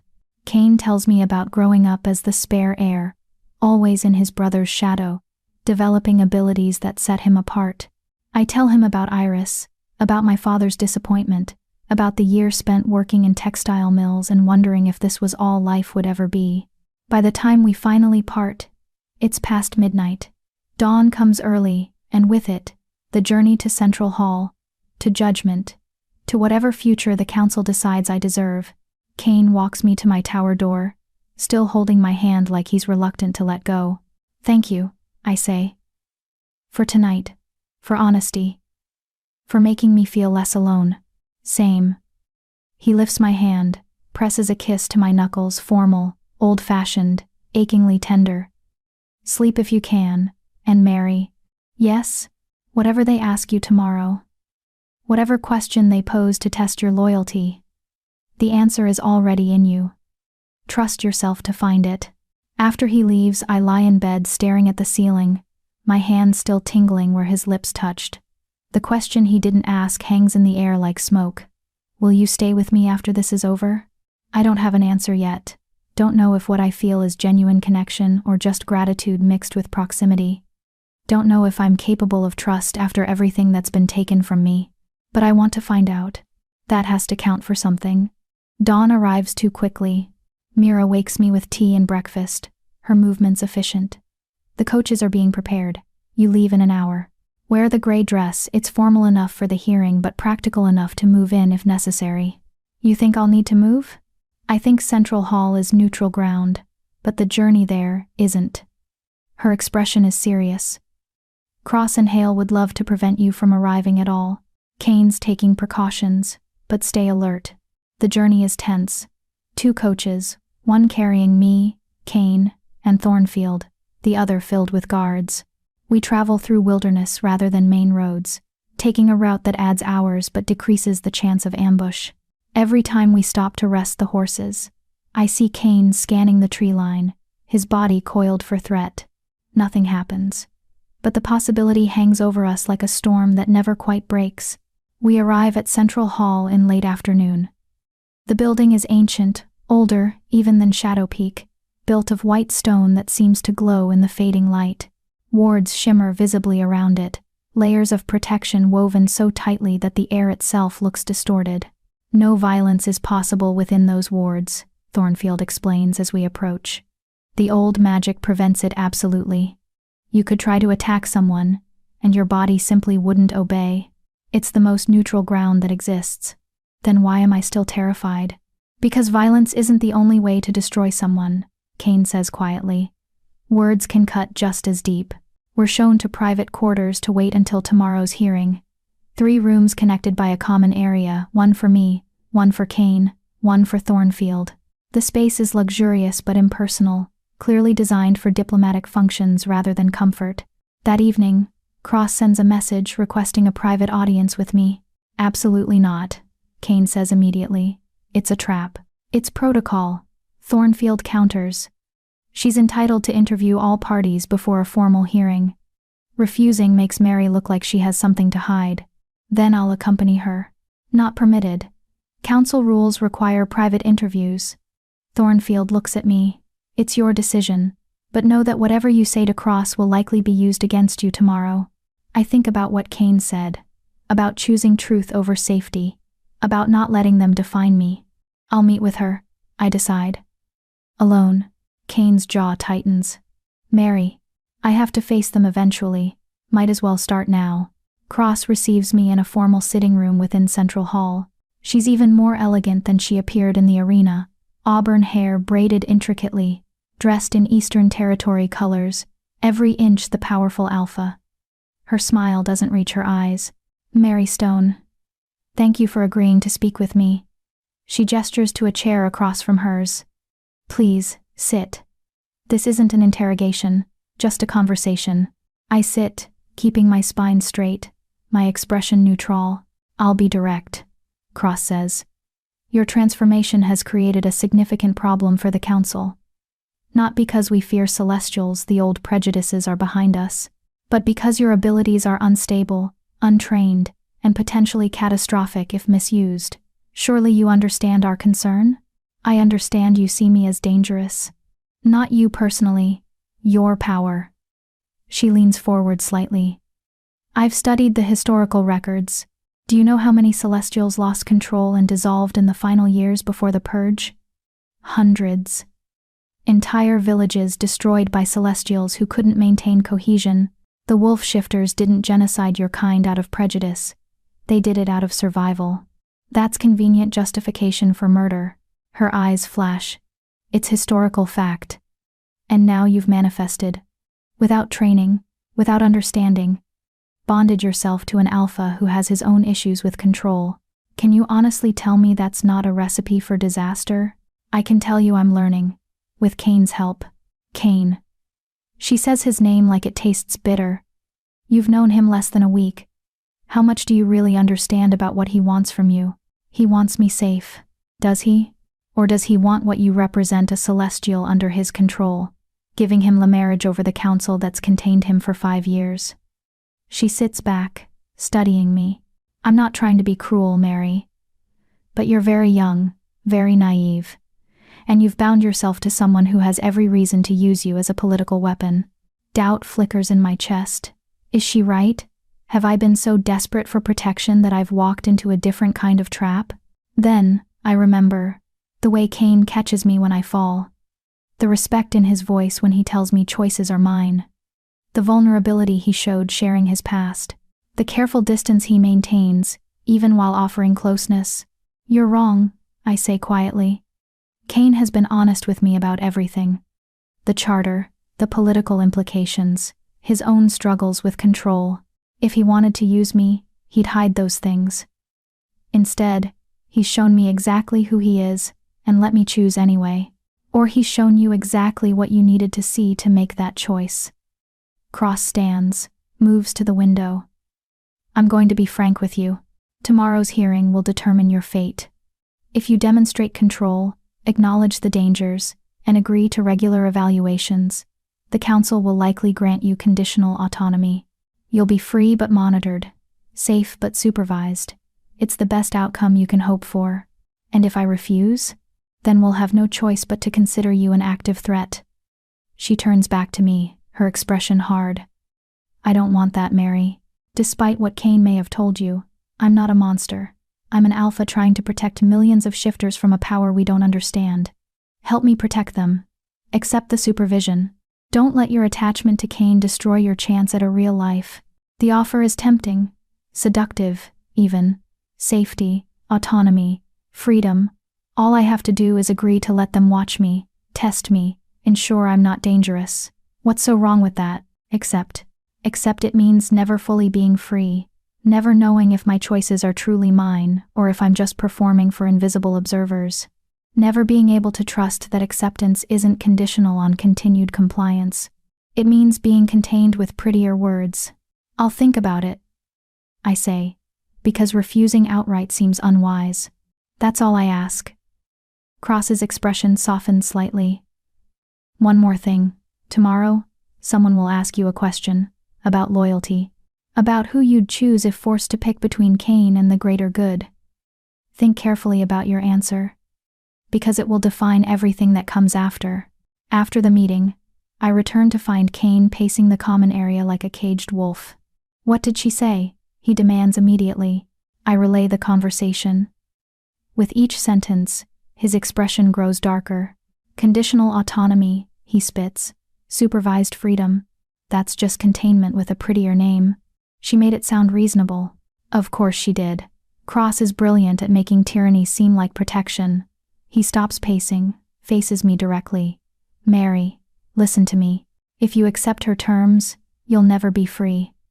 They'll test you constantly, looking for excuses to tighten restrictions. One mistake, one loss of control, one refusal to comply, and they'll use it as justification for full containment. I've lived under that system for 5 years. Don't volunteer for it. But what if she's right? What if I am dangerous? You are dangerous, he says bluntly. So am I. So is every shifter with power. The question isn't whether you're dangerous.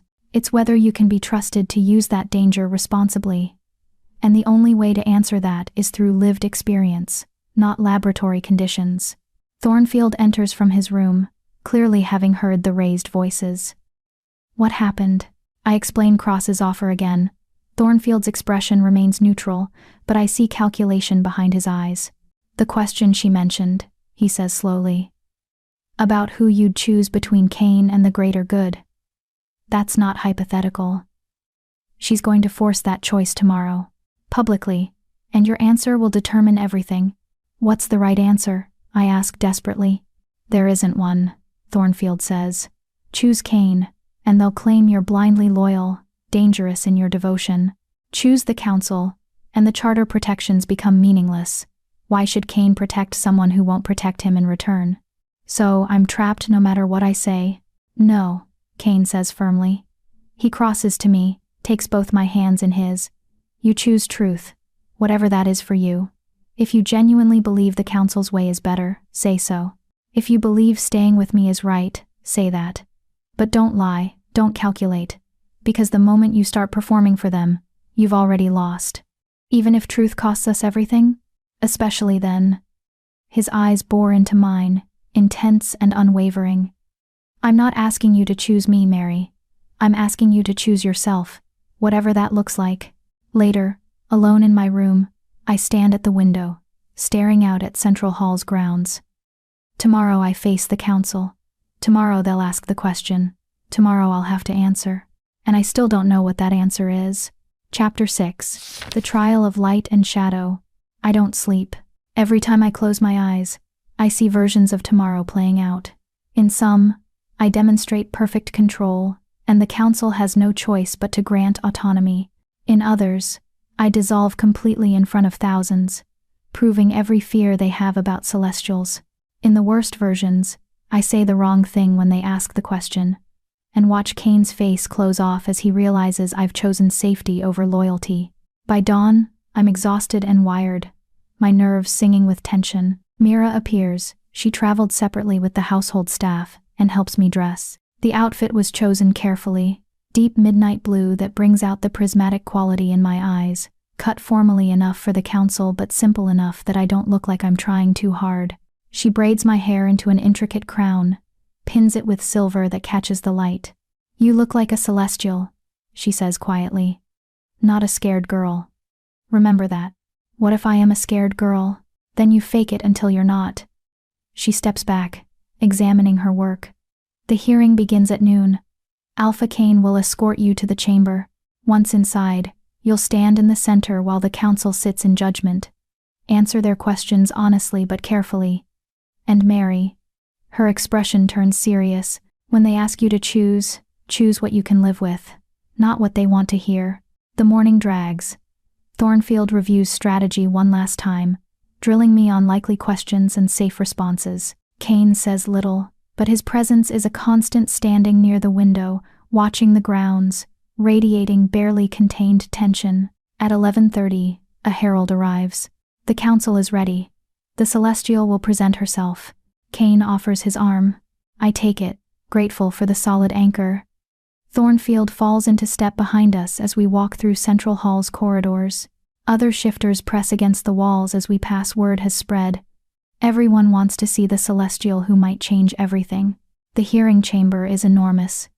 A circular space with a domed ceiling. 4 thrones positioned at cardinal points, north, east, south, west. The alphas already occupy their seats. Thornfield to the north, his golden eyes calm. Cross to the east, elegant and composed. Hale to the south, radiating barely concealed hostility. And Cain to the west, his expression carved from stone. Wait. Cain to the west. But Cain is standing beside me. Understanding crashes over me like ice water. The figure on the western throne isn't Cain. Can't be Cain. Because Cain is here. His hand still on my arm. His presence solid and real. But the man on the throne has Cain's face. Cain's build. Cain's dark hair and sharp features. Dressed in formal alpha regalia, he sits with perfect posture. His expression distant and cold. What? I start. The Cain beside me speaks, and his voice is different. Rougher. I'm sorry, Mary. I should have told you. But you needed to see for yourself. The chamber doors close behind us with a boom that echoes like a death knell. The Cain on the throne, the real Cain, Alpha of the Western Highlands, rises. Mary Stone, thank you for attending this hearing. I turn to the man beside me, the one who trained me, ate dinner with me, held my hand and promised protection. His face is shifting now, blurring at the edges. The features remained similar but not identical: sharper cheekbones, different eye color, a scar that wasn't there before. "Who are you?" I whisper. "My name is Rowan. I'm Kane's beta, his second in command." Guilt flashes across his face. The Alpha needed to know if your abilities were genuine, if you could be trusted. He couldn't risk exposing himself to an unknown celestial. So I went instead. Pretended to be him. Learned what you were capable of. The betrayal hits like a physical blow. Everything, the training, the conversations, the careful vulnerability, the almost confession last night, it was all a lie. I wasn't bonding with Kane. I was bonding with his proxy, while the real Alpha watched from a distance, safe and untouched. "You're saying everything was fake." My voice sounds hollow even to my own ears. "Not fake," Rowan says desperately. "I told you truth. My truth. The Alpha's truth. Everything I said was real. Just not from him." I look at the throne where the real Kane sits, watching this revelation play out, with no expression on his face. "You used your beta to test me, to see if I was worth the risk." Kane, the real Kane, descends from his throne. As he approaches, I see the differences now that I'm looking for them. This Kane moves differently, carries himself with more authority, radiates power in a way Rowan only mimicked. His eyes are colder, more calculating, less human. "I apologize for the deception," he says, and his voice is similar to Rowan's but fractionally deeper. "But surely you understand. A celestial appearing after 4 centuries, it could have been an elaborate trap. I couldn't risk personal exposure until I was certain of your intentions. So you sent your beta to pretend to be you. To train with me. To..." I stop, mortification flooding through me. Everything I said to him, everything I shared, you heard all of it. Yes, the vulnerability, the almost confession, the hand-holding. My voice rises despite myself. "You watched me fall for your proxy while you stayed safe in your fortress. I watched you demonstrate exactly what I needed to see." Kane corrects. "That you're genuine. That your abilities are real. That the bond between Celestial and Alpha can be authentic." He stops a few feet away, studies me with those cold eyes. "The charter you signed is still valid. Rowan signed as my proxy, with my full authority. Nothing has changed legally. Everything has changed." I look at Rowan, who won't meet my eyes. "You let me think. You encouraged me to believe." "I know." Rowan's voice breaks. "I'm sorry. The Alpha commanded it, and I obey. But Mary, everything I told you was true. My own history with the Council, my understanding of being different, my respect for your courage, that was all real. I just delivered it wearing his face, which makes it worse." I step away from both of them, needing distance. The assembled crowd watches in rapt silence. This drama is better than any demonstration. You didn't just lie about who you were. You made me care, made me trust, made me think I'd found someone who actually saw me, and it was performance. All of it. "Not all," Kane says quietly. Something shifts in his expression, the ice cracking slightly. "What Rowan told you about me is accurate. I did kill my brother. I am contained by the Council. I do understand isolation and difference. He was my voice, Mary, my hands. But the thoughts were mine." Cross speaks from her throne, and I hear satisfaction in her voice. "This is exactly what I warned you about, Miss Stone. You've been manipulated from the beginning. Alpha Kane has used you." "Enough," Thornfield interrupts. His golden eyes are furious as they fix on Kane. "You didn't tell me about the proxy. We discussed strategy, assuming you were the one who'd built rapport with her. Because you would have objected," Kane says calmly. "And I couldn't afford to be swayed by sentiment when security was at stake." "Security," I laugh, and it sounds broken. "You were afraid I might hurt you, so you sent someone expendable instead." "Rowan isn't expendable. Then why risk him instead of yourself?" I spin to face the real Kane fully. "If the bond matters, if the charter means anything, why hide behind a proxy? Why not face me yourself?" For the first time, Kane hesitates. The mask slips, and I see something underneath, not quite guilt, but close. "Because I've been betrayed before. Because trusting cost me everything once, and I swore I'd never make that mistake again. Because you terrified me in a way the council never has. Terrified you how? By making me want to trust again. His eyes meet mine, and they're not cold anymore. They're haunted. When Rowan reported back each day, described your progress, your courage, your refusal to quit, I wanted it to be real. Wanted to believe someone like you could exist, but I couldn't risk finding out I was wrong. So I stayed away until the hearing, where the truth would be revealed regardless. And now you know the truth, I say bitterly. That I'm exactly what you suspected, naive enough to fall for your theater. No. He takes a step closer. Now I know that Rowan wasn't exaggerating. That you're everything he said and more. And I know I've destroyed any chance of genuine connection by playing it safe. You're right, you have. Hale rises from his throne, clearly done with the emotional drama. Fascinating as this is, we have a hearing to conduct. Miss Stone, if you're finished with your tantrum, we have questions. The word tantrum ignites something in me, rage cutting through the hurt. Tantrum? I just discovered that the person I've spent 5 days learning to trust doesn't actually exist. That the alpha I bound myself to was too afraid to face me directly. That everything I thought was building between us was elaborate manipulation. And you call it a tantrum? I call it what it is. Emotional volatility that proves exactly why Celestials are dangerous. Hale's smile is cruel. You can't even control your feelings. Yet you want us to believe you can control your power?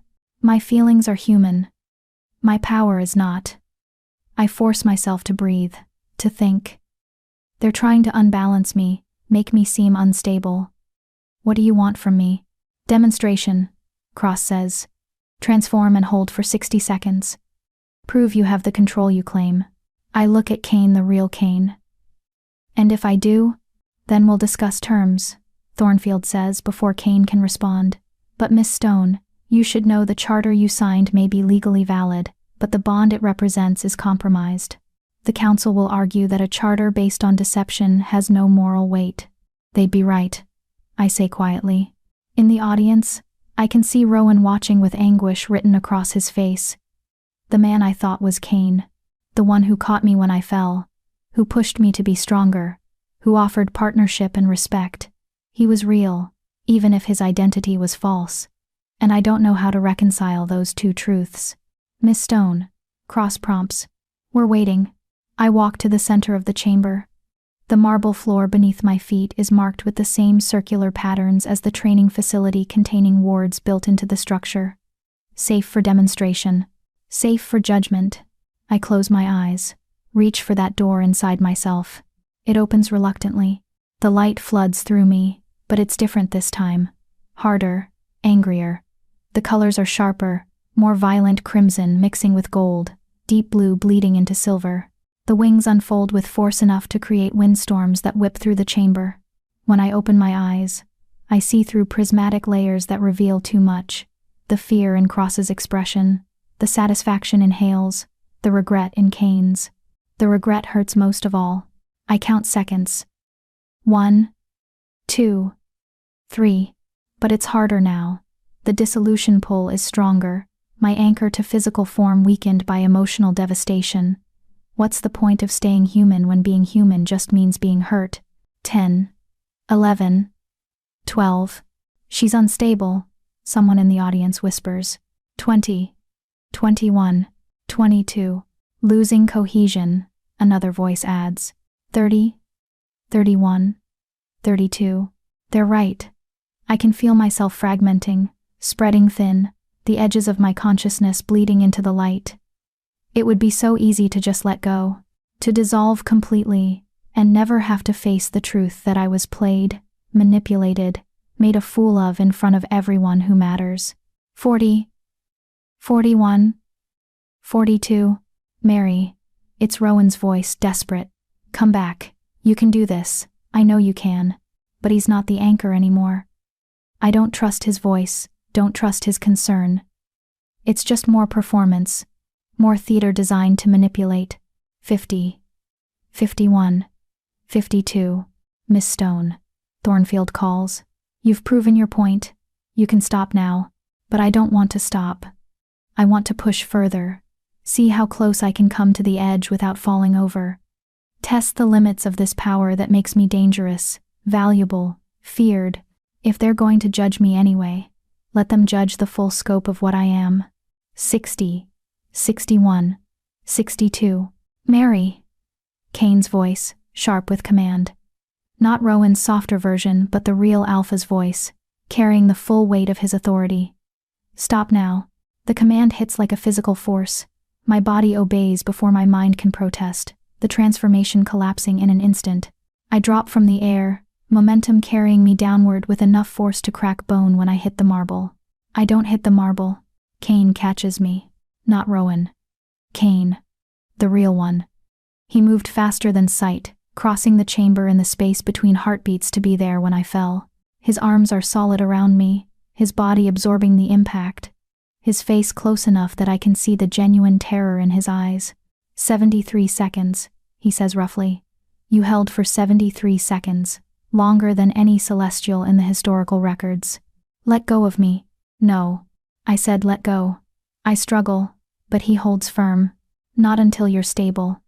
You pushed too far, your consciousness is still scattered. Give yourself time to cohere fully. His grip tightens. And Mary, I'm sorry. For the deception. For the pain. For all of it. I made the wrong choice, and I'll spend however long it takes earning back your trust. You can't earn back what was never real. It was real. He forces me to meet his eyes. Everything Rowan told you came from me. Every word, every gesture, every moment of vulnerability that was my truth delivered through his voice. I was a coward for not facing you directly, but the feelings were genuine. Are genuine. Prove it. I spit. Stand in front of the council and tell them the truth. About why you really brought me here. About what you actually want from me. No proxies, no performance, just you. Something shifts in his expression. A decision being made. He stands, still holding me against his chest, and turns to face the council. You want to know why I brought Mary Stone to the Western Highlands? Not for political marriage, not for research, not even primarily for her protection. His voice carries across the chamber, clear and certain. I brought her because I saw someone who survived what should have destroyed her, because I recognized my own isolation in her eyes. Because in 400 years of Celestials being extinct, the universe decided to send her now, to this moment, and I wanted to understand why. That's not an answer, Hale says. That's sentiment. It's truth, Kane corrects. The charter is legally valid, but more than that, it's necessary. Not because I need a celestial advisor, because she needs protection from people who see her as something to be contained, rather than someone to be valued. And because I'm tired of watching the council destroy anything they can't control. Bold words, Cross says coldly, from someone we've contained for 5 years. You haven't contained me. You've delayed me. Kane's arms tighten around me fractionally, and Mary Stone just demonstrated that celestial power exceeds anything in recorded history. She held transformation for 73 seconds with no formal training, under emotional duress, in front of hostile witnesses. She's not the problem. Your fear of her is. The chamber erupts into argument. Cross and Hale demanding containment, Thornfield countering with charter protections, voices rising and overlapping until it's impossible to track individual words. Through it all, Kane holds me steady, and despite everything, the betrayal, the hurt, the devastating truth, I find myself leaning into that steadiness. Hating that I need it, hating more that it's real. Finally, Thornfield pounds his fist against his throne. Enough. We're at an impasse. The charter is valid, but the bond is compromised. Miss Stone has demonstrated control, but under circumstances that suggest instability, I propose a compromise. What compromise? I ask, my voice rough. You remain under charter protection in the Western Highlands. But you submit to monthly evaluations by a neutral assessor, someone not affiliated with any single alpha.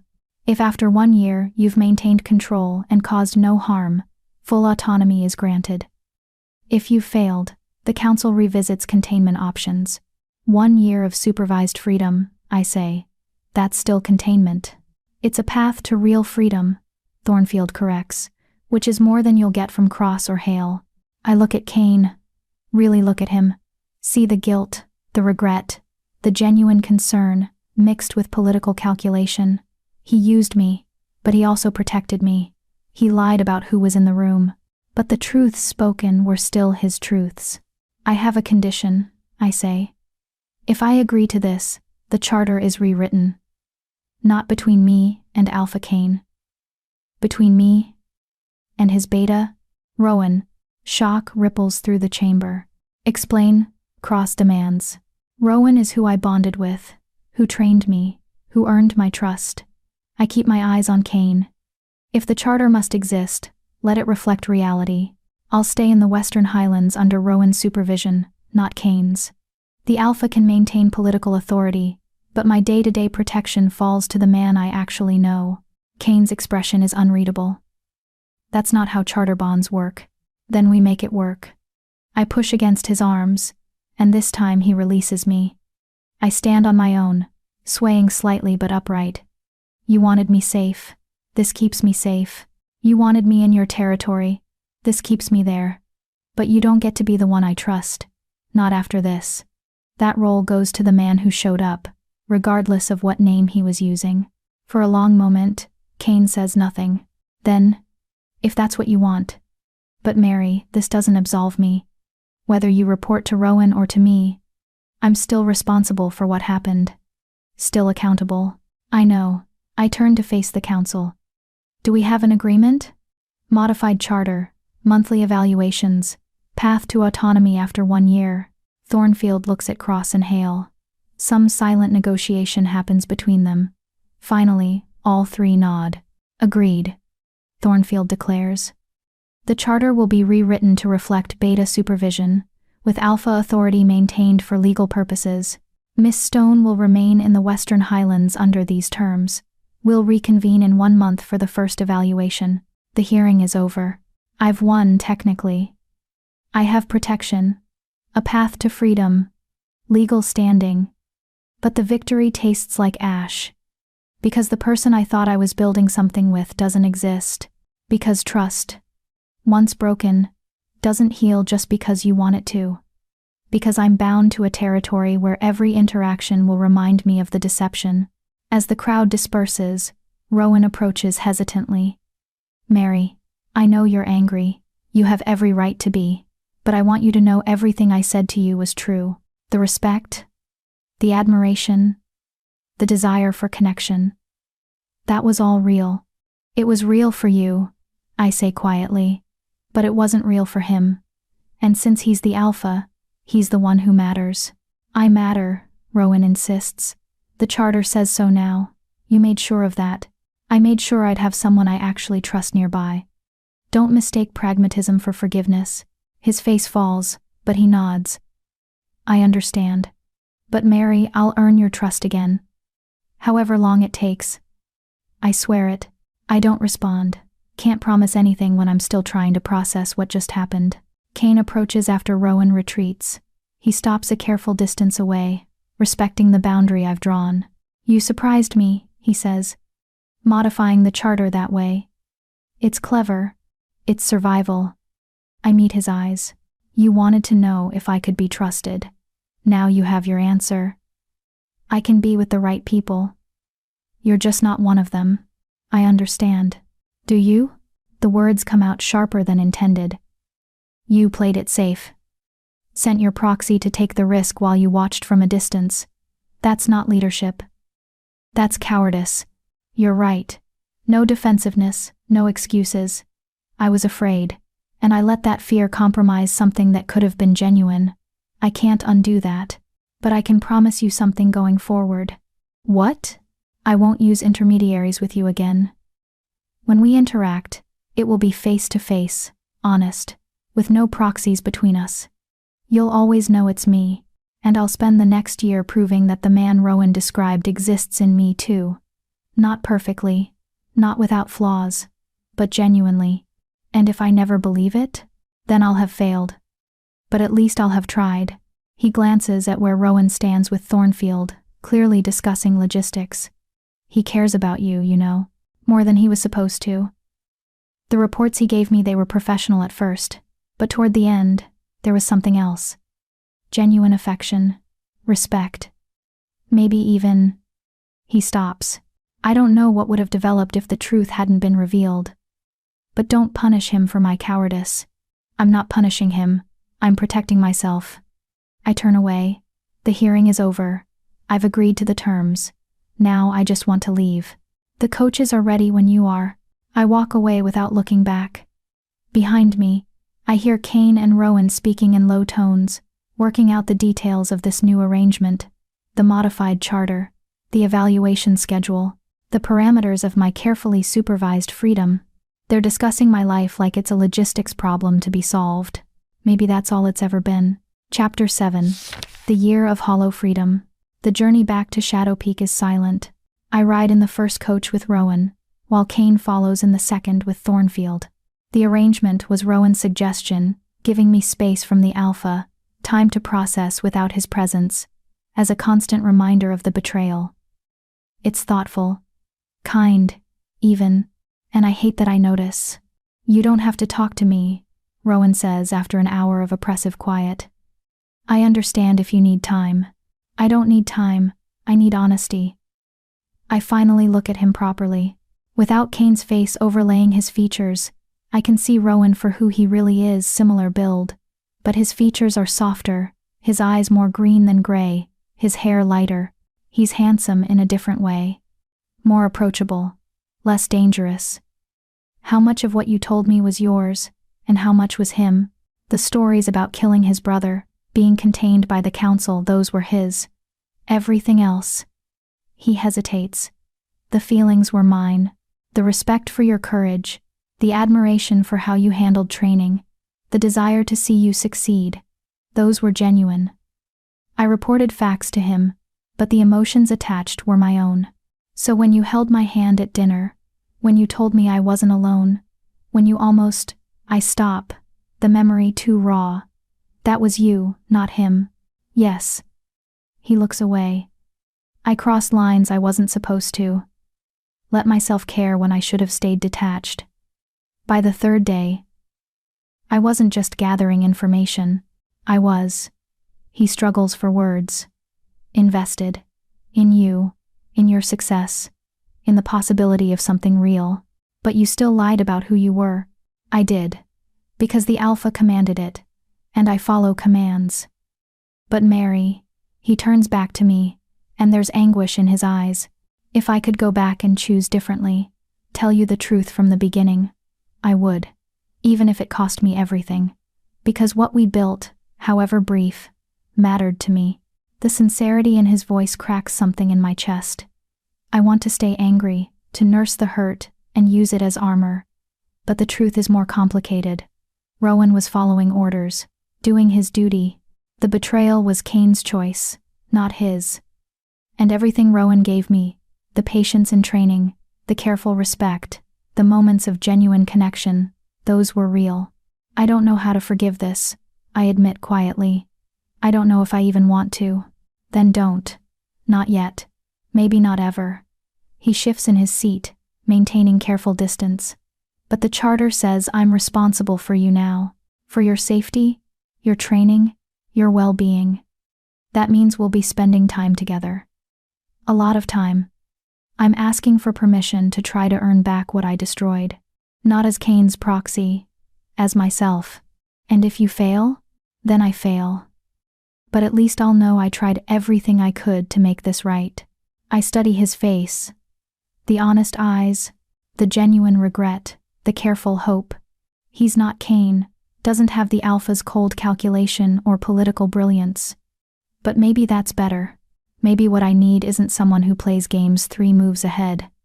Maybe I need someone who just shows up, consistently, honestly, without hidden agendas. Fine, I say. You can try. But Rowan, if you lie to me again, about anything, we're done. Charter or no charter, I'll find a way to dissolve this bond. Understood. Relief floods his expression. Thank you. For the chance. We lapse back into silence, but it's less oppressive now, less filled with anger and more with exhausted resignation. Outside the window, The landscape shifts from Central Hall's cultivated grounds back to wilderness, mountains rising in the distance. When we finally reach Shadow Peak, it's near midnight. Mira meets us in the courtyard, taking in my exhausted state with one assessing glance. "The East Tower is prepared," she says. "I've had food sent up. You should rest." "The hearing?" I ask. "What have people heard?" "That you demonstrated remarkable control, that the charter was modified, that you'll remain here under supervision." Her expression softens fractionally. "And that the Alpha used a proxy, which has caused discussion among the staff. I bet." I follow her toward the tower, acutely aware of the whispers, the stares, the renewed speculation about what I am and what I mean for the pack. Rowan walks behind us, keeping a respectful distance but staying close enough to intervene if needed. Protective, the role he's always played, apparently, just now under his own name. At my tower door, Mira pauses. "Miss Stone, a word of advice?" "Of course. Don't let them make you smaller because you were hurt. The staff, the pack, even the Alpha, they'll all have opinions about what happened. About who was wrong, who should be forgiven, what you should feel. Ignore them. Your hurt is yours. Your healing is yours. How you move forward is yours. Don't let anyone—" Her eyes flick briefly to Rowan. "Tell you how fast that should happen." "Thank you, Mira." After she leaves, Rowan lingers. "She's right, you know. About taking your time. I meant what I said about earning your trust, but that doesn't mean you owe me anything. Not forgiveness, not friendship, not even civility beyond what the charter requires." "What does the charter require?" "Cooperation, communication about your training and well-being, monthly reports for the council evaluations." He leans against the doorframe, careful not to enter my space. "But the charter doesn't require you to like me, or trust me, or ever fully forgive me." "Good, because I don't know if I can do any of those things." "I know." He straightens. "Get some rest. We'll resume training tomorrow afternoon. I want to see if you can replicate the 73-second hold under less stressful conditions." "But Mary." "Yes? You were magnificent today. In the hearing. The way you stood up to them, demanded modifications, took control of your own fate. That took courage. I'm not sure I could have managed." His smile is small but genuine. "The Alpha said he wanted to know if you were worth protecting. You proved you're worth a hell of a lot more than that." He leaves before I can respond. The next weeks blur together into a routine that's both familiar and strange. Training twice daily with Rowan, pushing my transformation limits while he watches from the edge, ready to anchor me if I drift too close to dissolution. Meals taken in my tower, except for occasional dinners with Rowan where we discuss strategy for the upcoming evaluation. Books delivered to my room, texts about celestials, about shifter politics, about the history I need to understand to survive. Kane, I barely see. He keeps his distance, respecting the boundary I drew. Occasionally I glimpse him in corridors, always nodding politely but never approaching. Once, I catch him watching a training session from the observation gallery, his expression unreadable. When our eyes meet, he turns and leaves without a word. It should feel like victory, the powerful Alpha keeping his distance, giving me the space I demanded. Instead, it feels hollow, because the person I wanted space from never actually existed. The Kane I knew was always Rowan wearing borrowed features. The real Kane is a stranger who happens to own this fortress. By the end of the first month, I can hold transformation for 90 seconds consistently. My control has improved dramatically. I can shift and release at will, maintain full consciousness throughout, even perform simple tasks while transformed. The dissolution pull is still there, but I've learned to resist it. The council's evaluator arrives on schedule. Her name is Dr. Helena Voss, a middle-aged wolf shifter with sharp eyes and sharper questions. She puts me through a battery of tests: physical, psychological, magical. Rowan sits in on every session, taking notes, occasionally interjecting when he thinks a question crosses into inappropriate territory. She's made exceptional progress. Dr. Voss concludes after 3 days of evaluation. Control is well beyond what I'd expect for someone with minimal training. No incidents, no loss of consciousness, no danger to others. She looks at me over her glasses. However, Miss Stone, I have concerns about your emotional state. My emotional state is fine. Is it? Because my assessment suggests significant depression, trust issues, and social isolation. You're meeting the technical requirements of the charter, but you're not thriving. You're surviving. Surviving is enough. For now. She closes her notebook. But the council wants to see more than technical competence. They want to see integration, stability, evidence that you can exist in shifter society without becoming a threat to yourself or others. Right now, you're meeting the letter of the agreement but not the spirit. After she leaves, Rowan finds me standing at my window, staring out at mountains I've seen every day for a month but still feel no connection to. She's not wrong, he says quietly. You're isolated. You train, you read, you eat alone. That's not sustainable. What do you suggest? Dinner parties? Making friends with people who fear me? I suggest you stop punishing yourself for being hurt. He moves closer, though still maintaining careful distance, a habit he's developed, never entering my space without permission. You're angry at Kane. At me. At the situation. So you're withdrawing, making yourself smaller, limiting your world to just training and solitude. But Mary, that's not protecting yourself. That's disappearing slowly instead of all at once. Maybe disappearing is easier.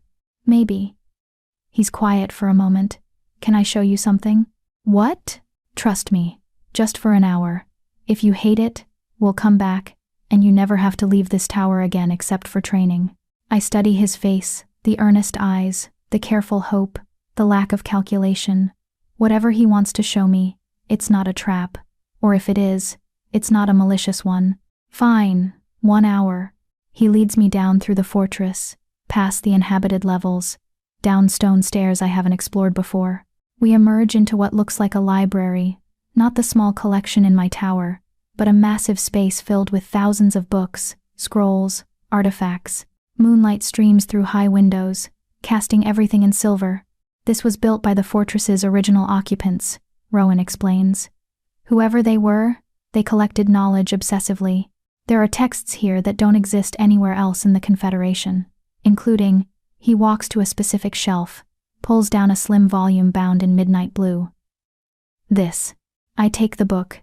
The title is in a language I don't recognize, but when I open it, the words shift and resolve into something readable. Memories of the Luminous, a Celestial's Journey. It's a diary, Rowan says. From a Celestial who lived 300 years ago, one of the last, before the final purge. She writes about what it felt like to be different, to have power that terrified people, to love someone who couldn't fully understand her. I thought. He hesitates. I thought you might want to read it, to know you're not the first person to feel this way. I flip through pages, catching fragments of text. They look at me and see light, but they can't see me. Transformation feels like drowning in color. He says he loves me, but he's afraid of what I am. The words hit too close, too accurate. Thank you, I whisper. There are others, dozens of accounts, histories, records. This library has more information about Celestials than anywhere else in the Confederation. It's yours, if you want it. A space that's just yours, where you can learn about what you are without anyone watching or judging. I look around the space, the endless shelves, the comfortable chairs, the sense of history pressing in from all sides. A sanctuary, a connection to others like me, even if they're centuries dead. Why show me this now? Because isolation is killing you, Rowan says bluntly. Not physically, but slowly erasing everything that makes you you. I can't force you to trust me, or like me, or forgive what happened, but I can give you this, a place where you can be alone without being lonely, where you can connect with others who understood what you're going through, even if they're just words on pages. Tears sting my eyes. I blink them back fiercely, refusing to let him see how much this gesture affects me. This doesn't fix anything. I know, but maybe it helps, even just a little. I spend the next 3 hours reading. Rowan settles in a chair across the room, giving me space but staying close enough that I'm not entirely alone. He reads his own book, occasionally glancing up to check on me, but never intruding. By the time we return to my tower, something has shifted. Not forgiveness, I'm not ready for that, but the beginning of acceptance. Rowan isn't Cain. Didn't make the choice to use a proxy. He was just the tool. And he's trying, in his own flawed way, to make amends. It's not enough. But it's something. The months pass. Winter settles over the western highlands, snow blanketing the mountains in white. I spend my days training and my nights in the library, reading accounts of celestials who came before me. Their struggles, their triumphs, their eventual extinction. I learned that celestials weren't just shifters, they were bridges between realms, capable of seeing and moving through spaces that wolves couldn't access. They served as advisors because their perspective was literally different, able to perceive solutions others missed. I also learned that most celestials died alone. Their inability to reproduce with wolves meant they couldn't form traditional family bonds. Their power made them objects of fear and fascination, but rarely genuine connection. Many chose dissolution, rather than face centuries of isolation. The knowledge should be depressing. Instead, it's oddly comforting. I'm not the first to feel this way. I won't be the last. If other dormant bloodlines wake, Rowan and I develop a careful friendship. Not the heated almost romance that built during our first days when I thought he was Cain. Something quieter, steadier, built on honesty and shared purpose rather than chemistry and proximity. He tells me stories about his life as Beta, the responsibilities, the pressures, the knowledge that he's always second, always expendable, compared to the Alpha. I tell him about growing up wolfless, about my sister, about the shame that defined my life before transformation. We find common ground in our mutual understanding of being overlooked. Him as the Beta who does the work while the Alpha gets the glory. Me as the deficient Omega who was never supposed to amount to anything. We're both people who slipped through the cracks of what we were supposed to be. By month 6, the evaluations have become routine. Dr. Voss arrives, runs her tests, notes my continued improvement and slowly decreasing isolation. She still has concerns about my emotional state, but they're shrinking. I'm reading more, training harder, even attending occasional pack functions when Rowan insists I need to be seen. Cain, I encounter more frequently now that I've emerged from my tower more often. We exchange polite nods, brief conversations about pack business, nothing personal. He keeps his promise, no proxies, no games, just honest distance. Sometimes I catch him watching me with an expression I can't decipher. Regret, maybe. Or assessment. Or something more complicated. I don't ask. Don't want to know. Month 9 brings the first real test of my control. A rogue shifter attacks the western border, some kind of hybrid creature that's not quite wolf, not quite something else. The guards can't contain it. Rowan asks if I'm willing to help, emphasizes that I'm under no obligation, that this isn't part of the charter agreement. I go anyway. The creature is massive, twisted, clearly in pain from whatever created it. It lashes out with claws and teeth, injuring 3 guards before I arrive. When it sees me, something in its eyes shifts recognition, maybe, or hope, like it thinks I might understand what it is to be something that shouldn't exist. I transform, not to fight, but to communicate. My prismatic light envelops the creature, and suddenly I can feel its thoughts. Not words, but emotions, pain, confusion, the desperate desire to return to what it was before someone tried to make it into a weapon. I can't fix what was done to it, but I can give it peace. The dissolution I've spent 9 months learning to resist, I offer it willingly to the creature, not to destroy it, but to release it from a body that's become a prison. The light spreads from me to it, breaking down cellular bonds, transforming matter back into pure energy. It doesn't hurt. The creature's thoughts shift from pain to relief to gratitude, to nothing at all as it dissolves into light that fades into the atmosphere.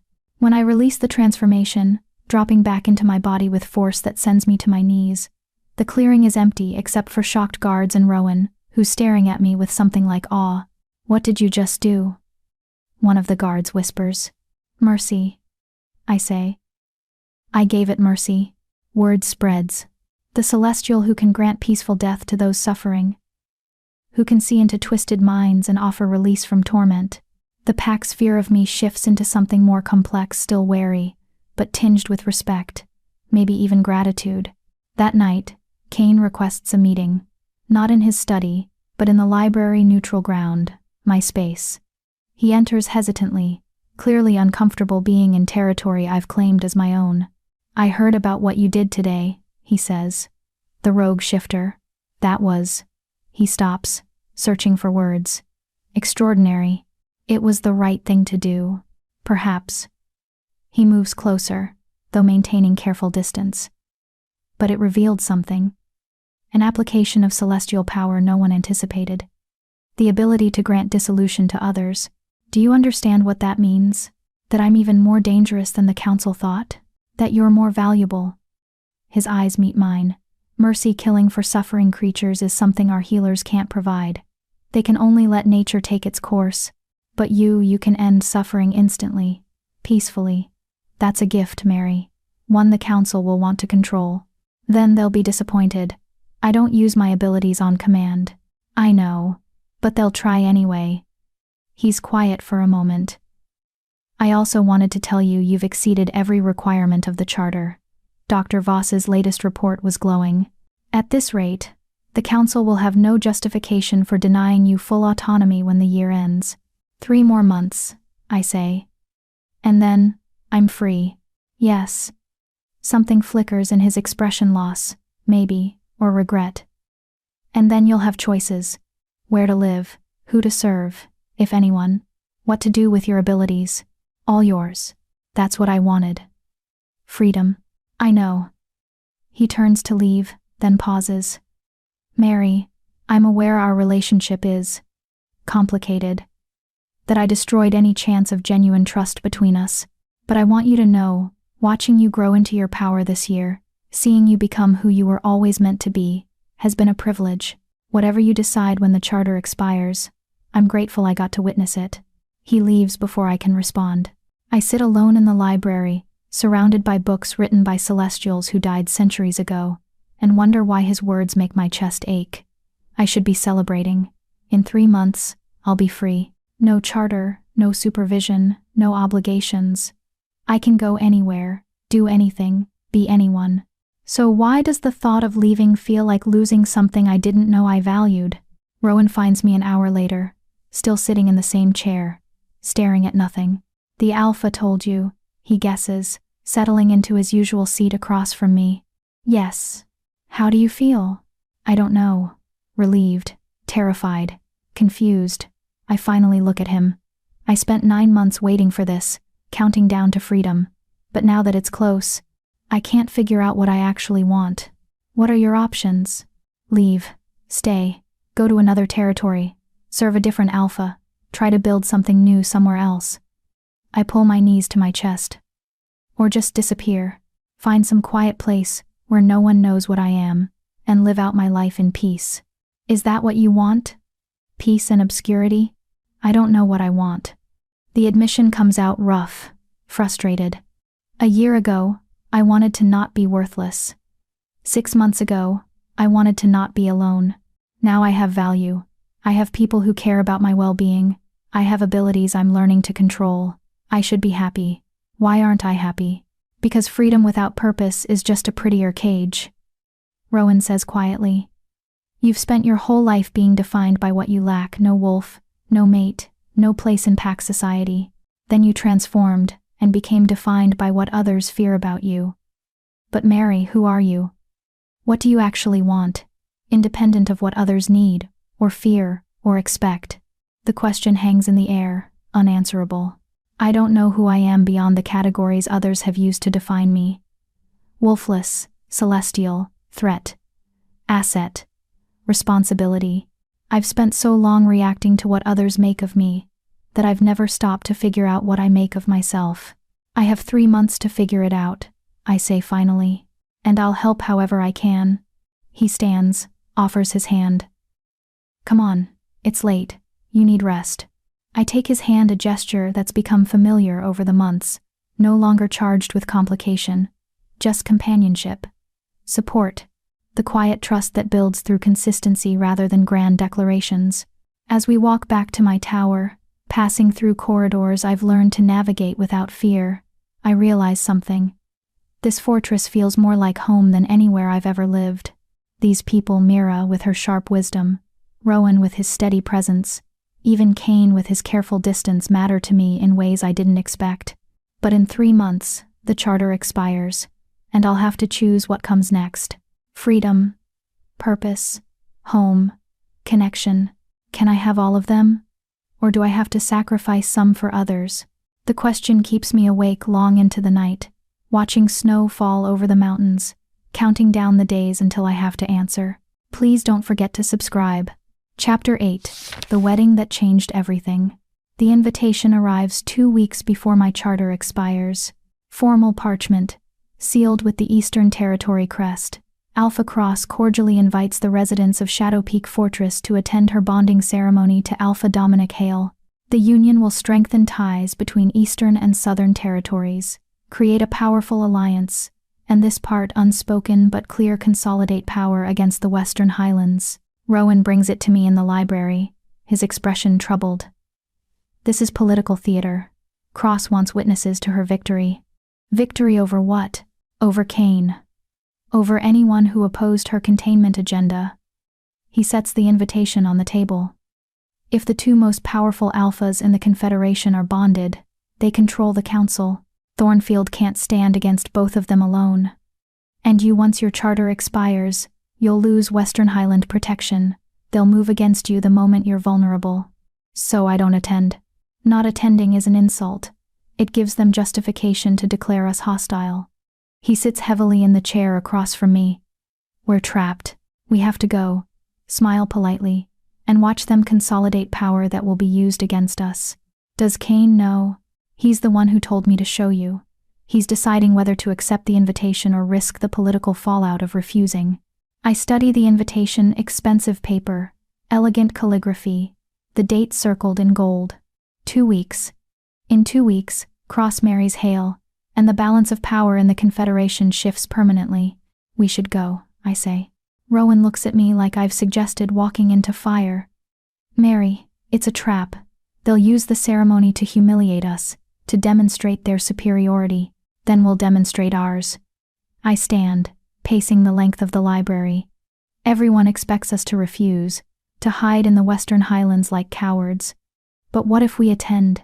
What if we show them I'm not afraid, that the charter ending doesn't make me weak, that I'm integrated, stable, exactly what the council claimed to want? That's dangerous. Everything is dangerous. At least this way we control the narrative. I turn to face him. Talk to Kane. Tell him I think we should accept. And Rowan. I pause. Tell him I want to go. Not just as a political statement. I want to see this for myself. The conversation with Kane happens that evening. He summons both me and Rowan to his study, the first time I've been in this space since that first night when I thought I was talking to him but was really talking to Rowan wearing his face. The real Kane sits behind his desk, documents spread in front of him. 9 months of careful distance, and I still can't read him. He has Rowan's features but sharper, colder, carrying authority in a way Rowan never quite managed even when pretending. You want to attend the bonding ceremony, Kane says without preamble. Why? Because refusing looks like fear. Attending looks like confidence. Or suicide.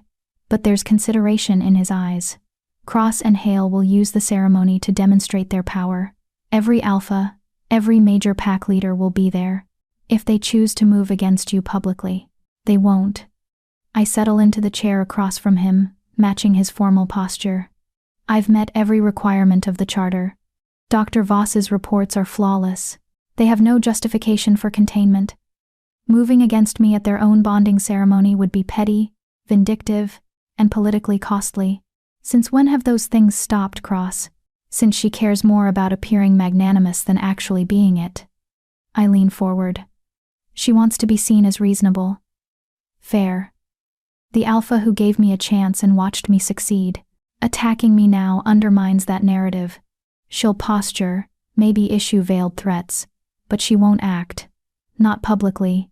Kane studies me for a long moment. You've learned to think politically. I've had good teachers.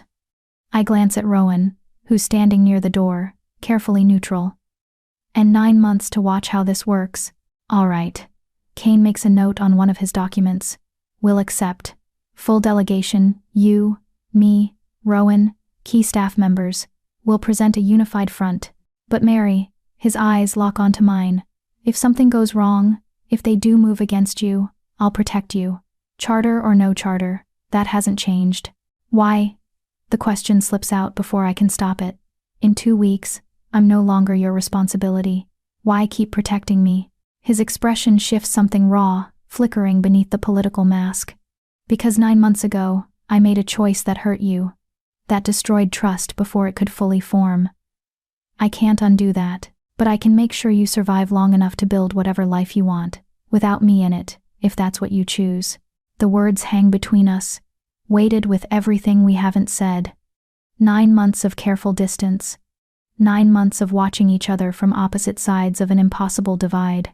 9 months of wondering what might have been if he'd just been honest from the beginning. Thank you, I say quietly. The 2 weeks pass in a blur of preparation. Mira oversees my wardrobe, a dress that's both elegant and practical, able to transform with me if necessary. Rowan drills me on diplomatic protocols, proper forms of address, how to navigate political conversations without giving offense or appearing weak. Even Petra stops by to ensure I'm physically prepared for the stress of the event. The night before we leave, I find myself in the library, reading the diary of that long-dead Celestial one more time. Her final entry was written days before her death. They ask me why I don't just dissolve. Why I cling to physical form when the light calls so sweetly. I tell them, because someone should remember what we were. Someone should bear witness that we existed, that we mattered, that we were more than the fear others felt when they looked at us. I will stay until I can't anymore. And then, I'll trust that someday, someone like me will read these words and know they're not alone. I press my hand against the page, feeling the weight of history, of all the Celestials who came before and fought to exist in a world that wanted them gone. You're not alone anymore, I whisper to the empty library. I'm here. I remember. A knock at the door interrupts my vigil. Rowan enters, carrying 2 glasses of wine. Thought you might want company the night before the battle, he says, offering me a glass. It's not a battle. It's a wedding. In politics, they're often the same thing. He settles into his usual chair, the routine so familiar now it feels like muscle memory. Are you nervous? Terrified, excited, ready for it to be over. I take a sip of wine, rich and warm, probably from Kane's private collection. Rowan, when the charter expires, when I'm free to choose where I go, what I do, will you be relieved? Relieved? He looks genuinely surprised. Why would I be relieved? Because you'll be free too. Free from the obligation of watching over me. Free to focus on beta duties without a Celestial complicating everything. Mary. He sets down his glass, leans forward with an intensity I haven't seen in months. These 9 months have been the most meaningful of my life. Getting to know you, the real you. Not just the political problem or the powerful Celestial, but the person who reads ancient diaries and cries over strangers' pain, who gives mercy to suffering creatures, who fights to stay human even when dissolution would be easier. That's been a privilege, not an obligation. You're contractually required to say that. The contract ends in 2 weeks. I'm saying it because it's true. He holds my gaze. When you leave, if you leave, I'll miss you, not as a responsibility. As a friend, as someone who matters. The sincerity in his voice makes my throat tight. I'll miss you too. Even though you started as a lie, you became one of the most honest people I know. Started as a lie, ended as whatever this is. His smile is bittersweet. For what it's worth, I hope you stay. Not because of the charter, not because of politics, because Shadow Peak is better with you in it. I'm better with you in it. That's not fair. Don't make me want to stay when leaving might be smarter.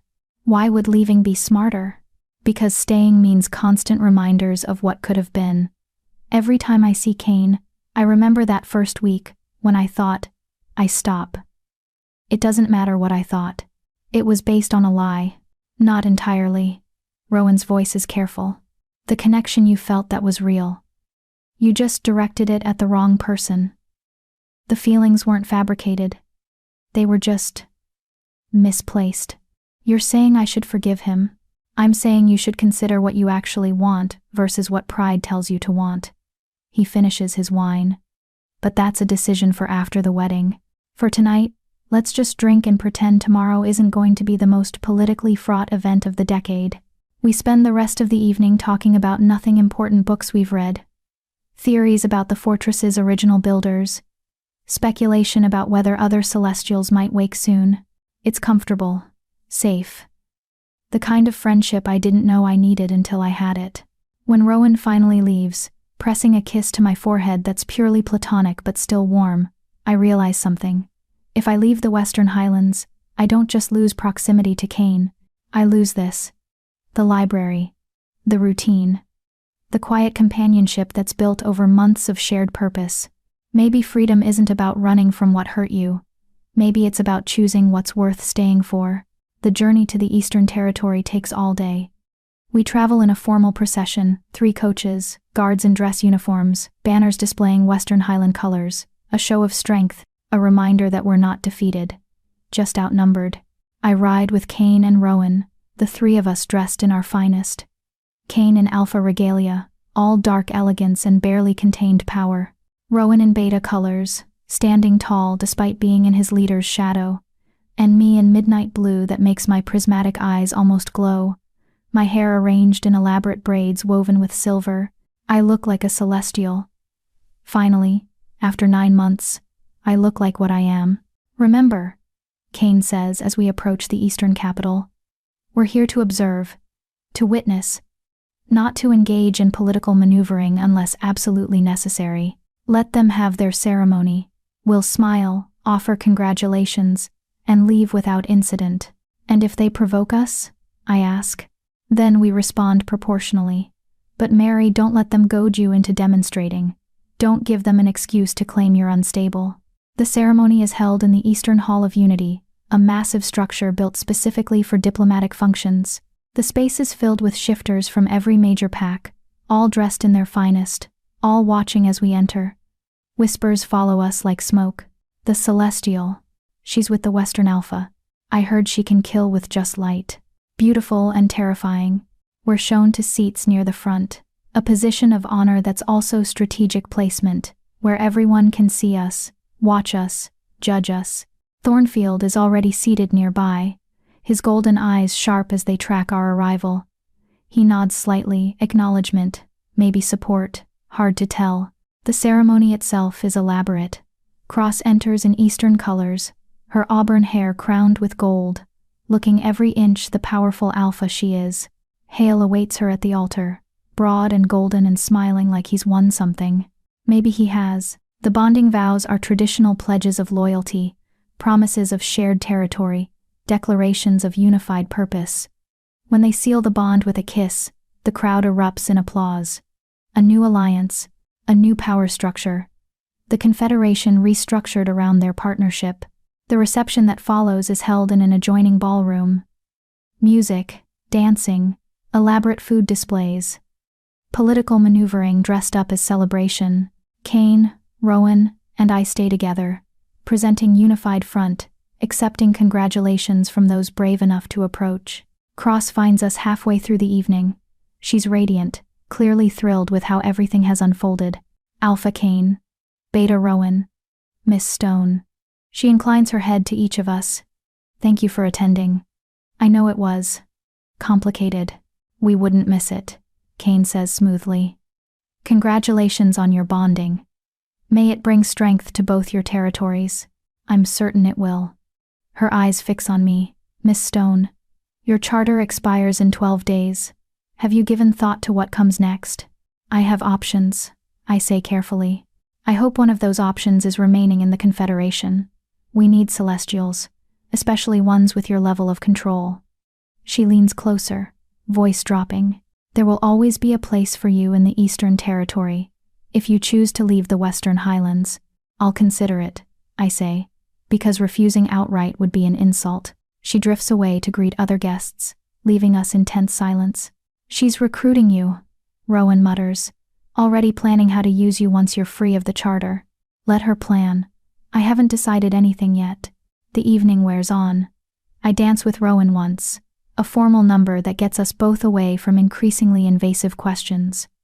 I decline invitations from other alphas, not wanting to create political complications. I sip wine and smile and pretend I'm not counting minutes until we can leave. That's when the attack happens. The first sign is a guard falling near the main entrance, blood spreading across marble. Then screams. Then chaos as armed figures flood into the ballroom, not shifters, but humans wearing strange symbols, carrying weapons that glow with unnatural light. Purist extremists, Thornfield shouts over the panic. Anti-shifter militants. They must have gotten past the wards somehow. Kane is moving immediately, shouting orders, directing guards to evacuate civilians. Hale shifts into wolf form, massive and golden, charging the attackers. Cross begins casting some kind of shield spell, trying to protect those nearest her. And one of the militants, a man with wild eyes and a weapon that crackles with energy, aims directly at the newlywed alphas. Time slows. I see the weapon discharge, see the bolt of unnatural light arc toward Cross and Hale, moving too fast for them to dodge. See the devastation it will cause, 2 alphas dead on their bonding day. The Confederation thrown into chaos, war inevitable. I don't think. I just move. Transformation comes instantly, faster than it ever has before. Light explodes from my body as I throw myself between the weapon and its targets. The bolt hits my prismatic shield, and I feel it foreign energy, twisted magic, designed to kill shifters specifically. I absorb it, pull it into my own light and neutralize it completely. The militant stares at me, terrified. What are you? Mercy, I say, my voice layered with harmonics that don't come from a human throat. Then I release a pulse of prismatic energy that sweeps the ballroom, not harmful but overwhelming. The militants drop their weapons, suddenly unable to remember why they're here, what they were fighting for. The hostile energy in the room drains away, replaced by confused disorientation. Guards move in, securing the intruders without resistance. I drop the transformation, stumbling as I return to physical form. Strong arms catch me before I fall. Kane. The real Kane, not Rowan. He's moved across the ballroom with impossible speed, reaching me in the moment I needed catching. His face is close to mine, eyes wide with something that might be fear or awe or both. Are you hurt? He demands. No. I stop. Because something's happening. The careful control I've maintained for 9 months is fracturing. The weapon's energy, I neutralized it, but it's left traces. Corruption in my light. Poison spreading through the prismatic spectrum. Mary. Kane's voice is sharp with alarm. Your eyes. They're flickering. I can feel it. Light and shadow warring inside me, the dissolution pull suddenly overwhelming. I used too much power too fast, and now I'm fragmenting, losing cohesion. Get back. I try to push away from Kane, terrified I'll dissolve and take him with me. I can't hold, but he doesn't let go. Instead, he pulls me closer, one hand cupping the back of my neck, his forehead pressing against mine. And something impossible happens. Shadows pour from his body, not the absence of light but their own substance, cool and solid and grounding. They wrap around my fragmenting light, not smothering it but containing it, giving it structure, boundary, shape. I've got you, he whispers, and his voice is the voice I remember from that first week. Warm, present, real. You're not alone. Hold on to me. Use my shadows as your anchor. I do. I pour my fragmenting light into the structure he's providing, letting his darkness give my brightness shape. Light and shadow, celestial and whatever Kane is, 2 impossible bloodlines working together in a way no one expected. Slowly, painfully, I cohere. Return to my body, become solid and singular again. The ballroom has gone completely silent. Every person present is staring at us, at Kane's shadows still wrapped around my light, at the unprecedented display of cooperation between powers that shouldn't be compatible. Cross finds her voice first. What was that? That, Thornfield says slowly, was 2 restricted bloodlines stabilizing each other, which should be impossible. Nothing about tonight has been possible. Hale growls. He shifted back to human form, bleeding from multiple wounds but alive. She saved us. The Celestial saved us. Why?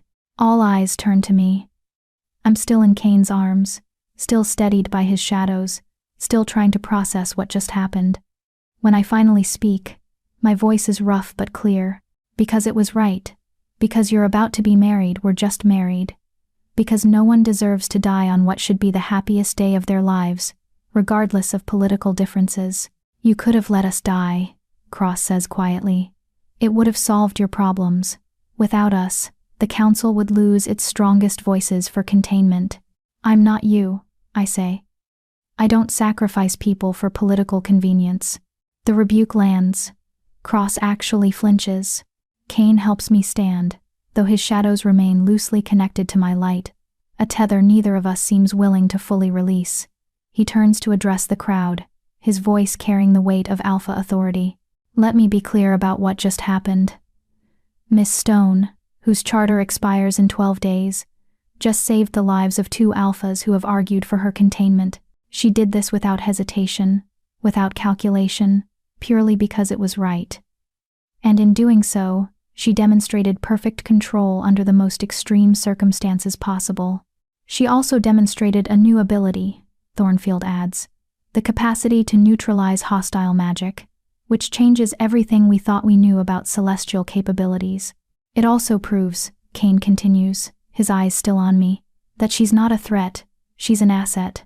More than that, she's someone capable of making moral choices under pressure, someone who values life over advantage, someone worthy of full autonomy and respect.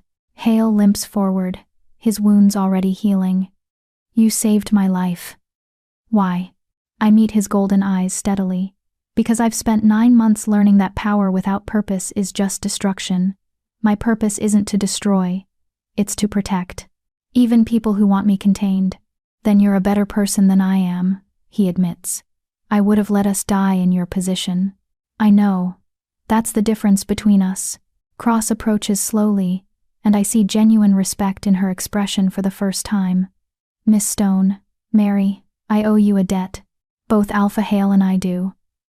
A life debt, according to the old laws. I don't want payment.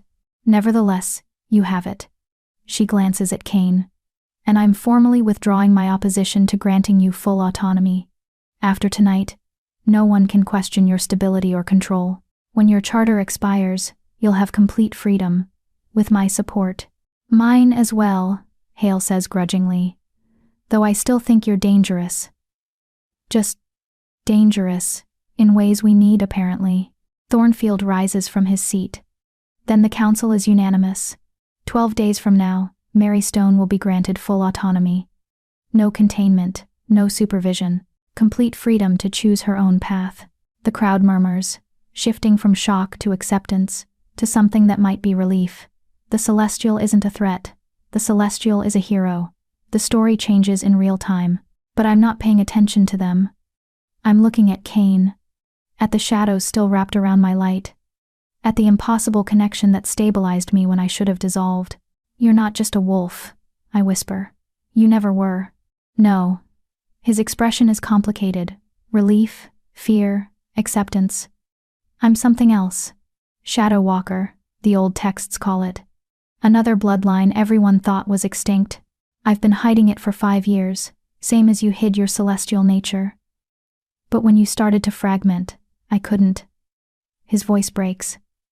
I couldn't watch you dissolve, not when I could help. Even if it meant revealing what I am, you just exposed yourself. For me, yes. Why? He's quiet for a long moment, shadows and light still flowing between us, the connection intimate in a way that has nothing to do with bodies and everything to do with souls recognizing their complement. Because 9 months ago, I sent Rowan in my place because I was afraid. Afraid you'd hurt me. Afraid I'd hurt you. Afraid of what genuine connection would cost. But watching you from a distance, hearing Rowan's reports, seeing you grow into your power, I realized I made the wrong choice. That some things are worth the risk. That you're worth the risk. I don't even know you, not really. Everything I learned was through Rowan. Then learn me now. His hand moves from my neck to my face, cupping my cheek with a tenderness that makes my breath catch. No proxies, no games, no distance. Just us, whoever we actually are, figuring out if what we both felt through Rowan was real or just wishful thinking. And if it's not real, then at least we'll know. At least we'll have tried. His thumb brushes across my cheekbone. But Mary, I think it's real. I think we're real. I think that's why the shadows and light work together when they shouldn't. Because we're meant to be complementary, not opposite. The ballroom is still watching. This moment is public, witnessed by hundreds. Whatever I say next will define not just our relationship but how the Confederation sees me, sees us. I should be careful. Calculated. Make the smart political choice. Instead, I choose truth. Ask me, I say quietly. The question you've been avoiding for 9 months. The one Rowan almost asked at dinner that last night before the hearing. Ask me properly. Yourself this time. Kane's eyes search mine, understanding dawning. Mary Stone, would you consider staying in the Western Highlands? Not because of the charter, not because you're obligated, because you want to, because you choose to, because you think maybe, possibly, we could build something real together? It's not, will you marry me? We're not there yet, might never be there, but it's the question underneath: will you stay? Will you try? Will you risk being hurt because the alternative is never knowing what could be? I think about the library filled with celestial histories, about Rowan's steady friendship, about Mira's sharp wisdom, and Petra's gentle care, about this fortress that's become more home than anywhere I've lived, about the man standing in front of me, finally honest, finally vulnerable, finally offering himself instead of a proxy. I think about freedom, about what it means to choose your own cage versus being forced into one, about how sometimes the bravest thing isn't running, but staying. Yes, I say. I'll stay. Not forever, don't ask me for forever when we barely know each other. But I'll stay. I'll give this a real chance.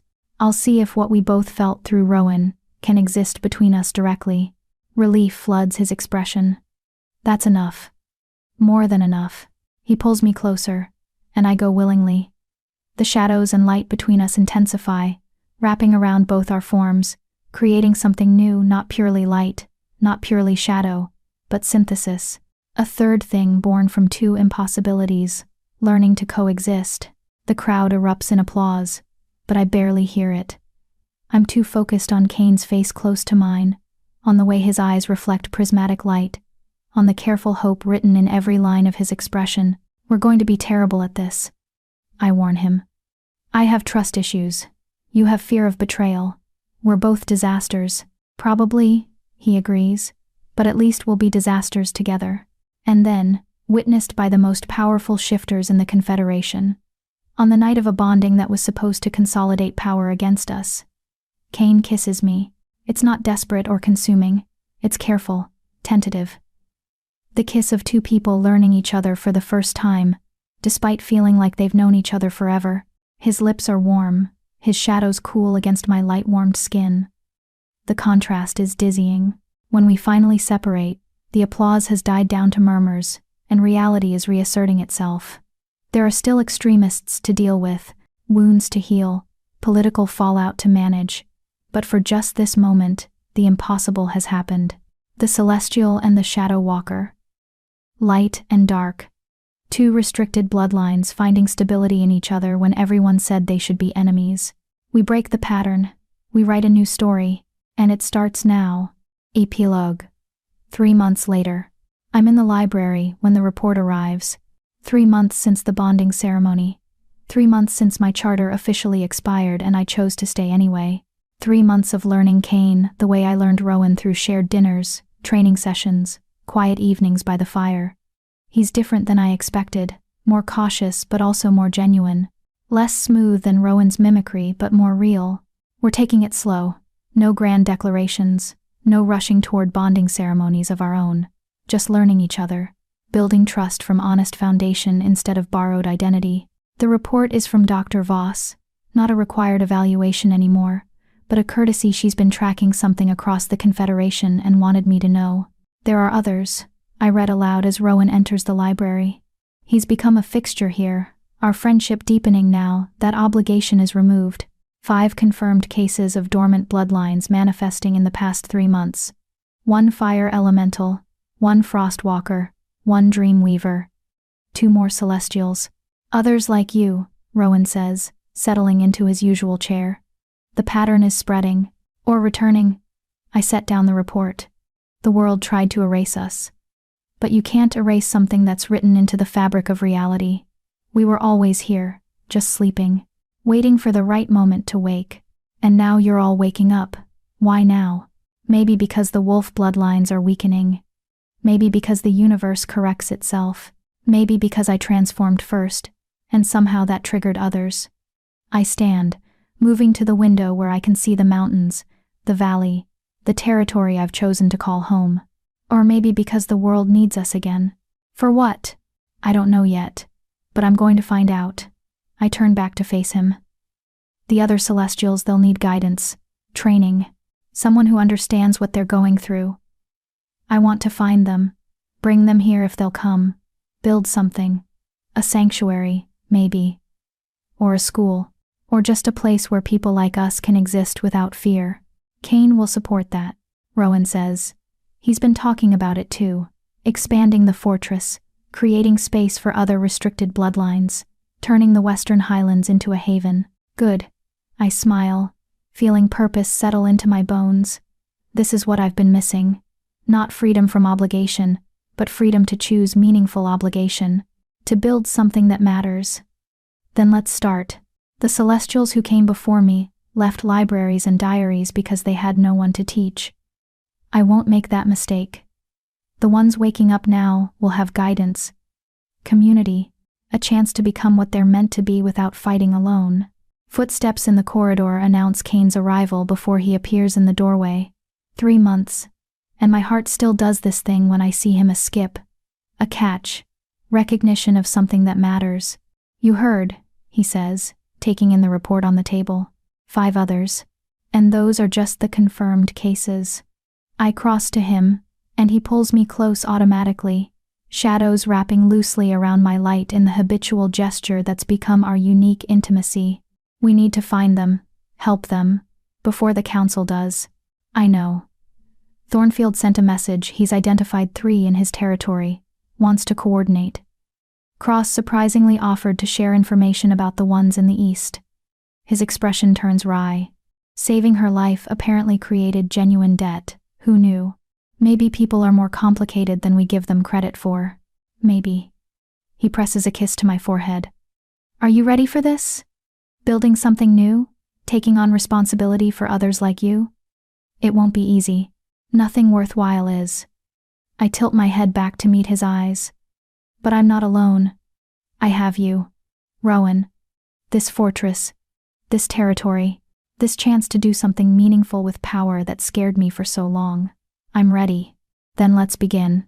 Later, standing on the tower balcony with Kane beside me and Rowan somewhere below organizing logistics, I watch the sun set over mountains that no longer feel foreign.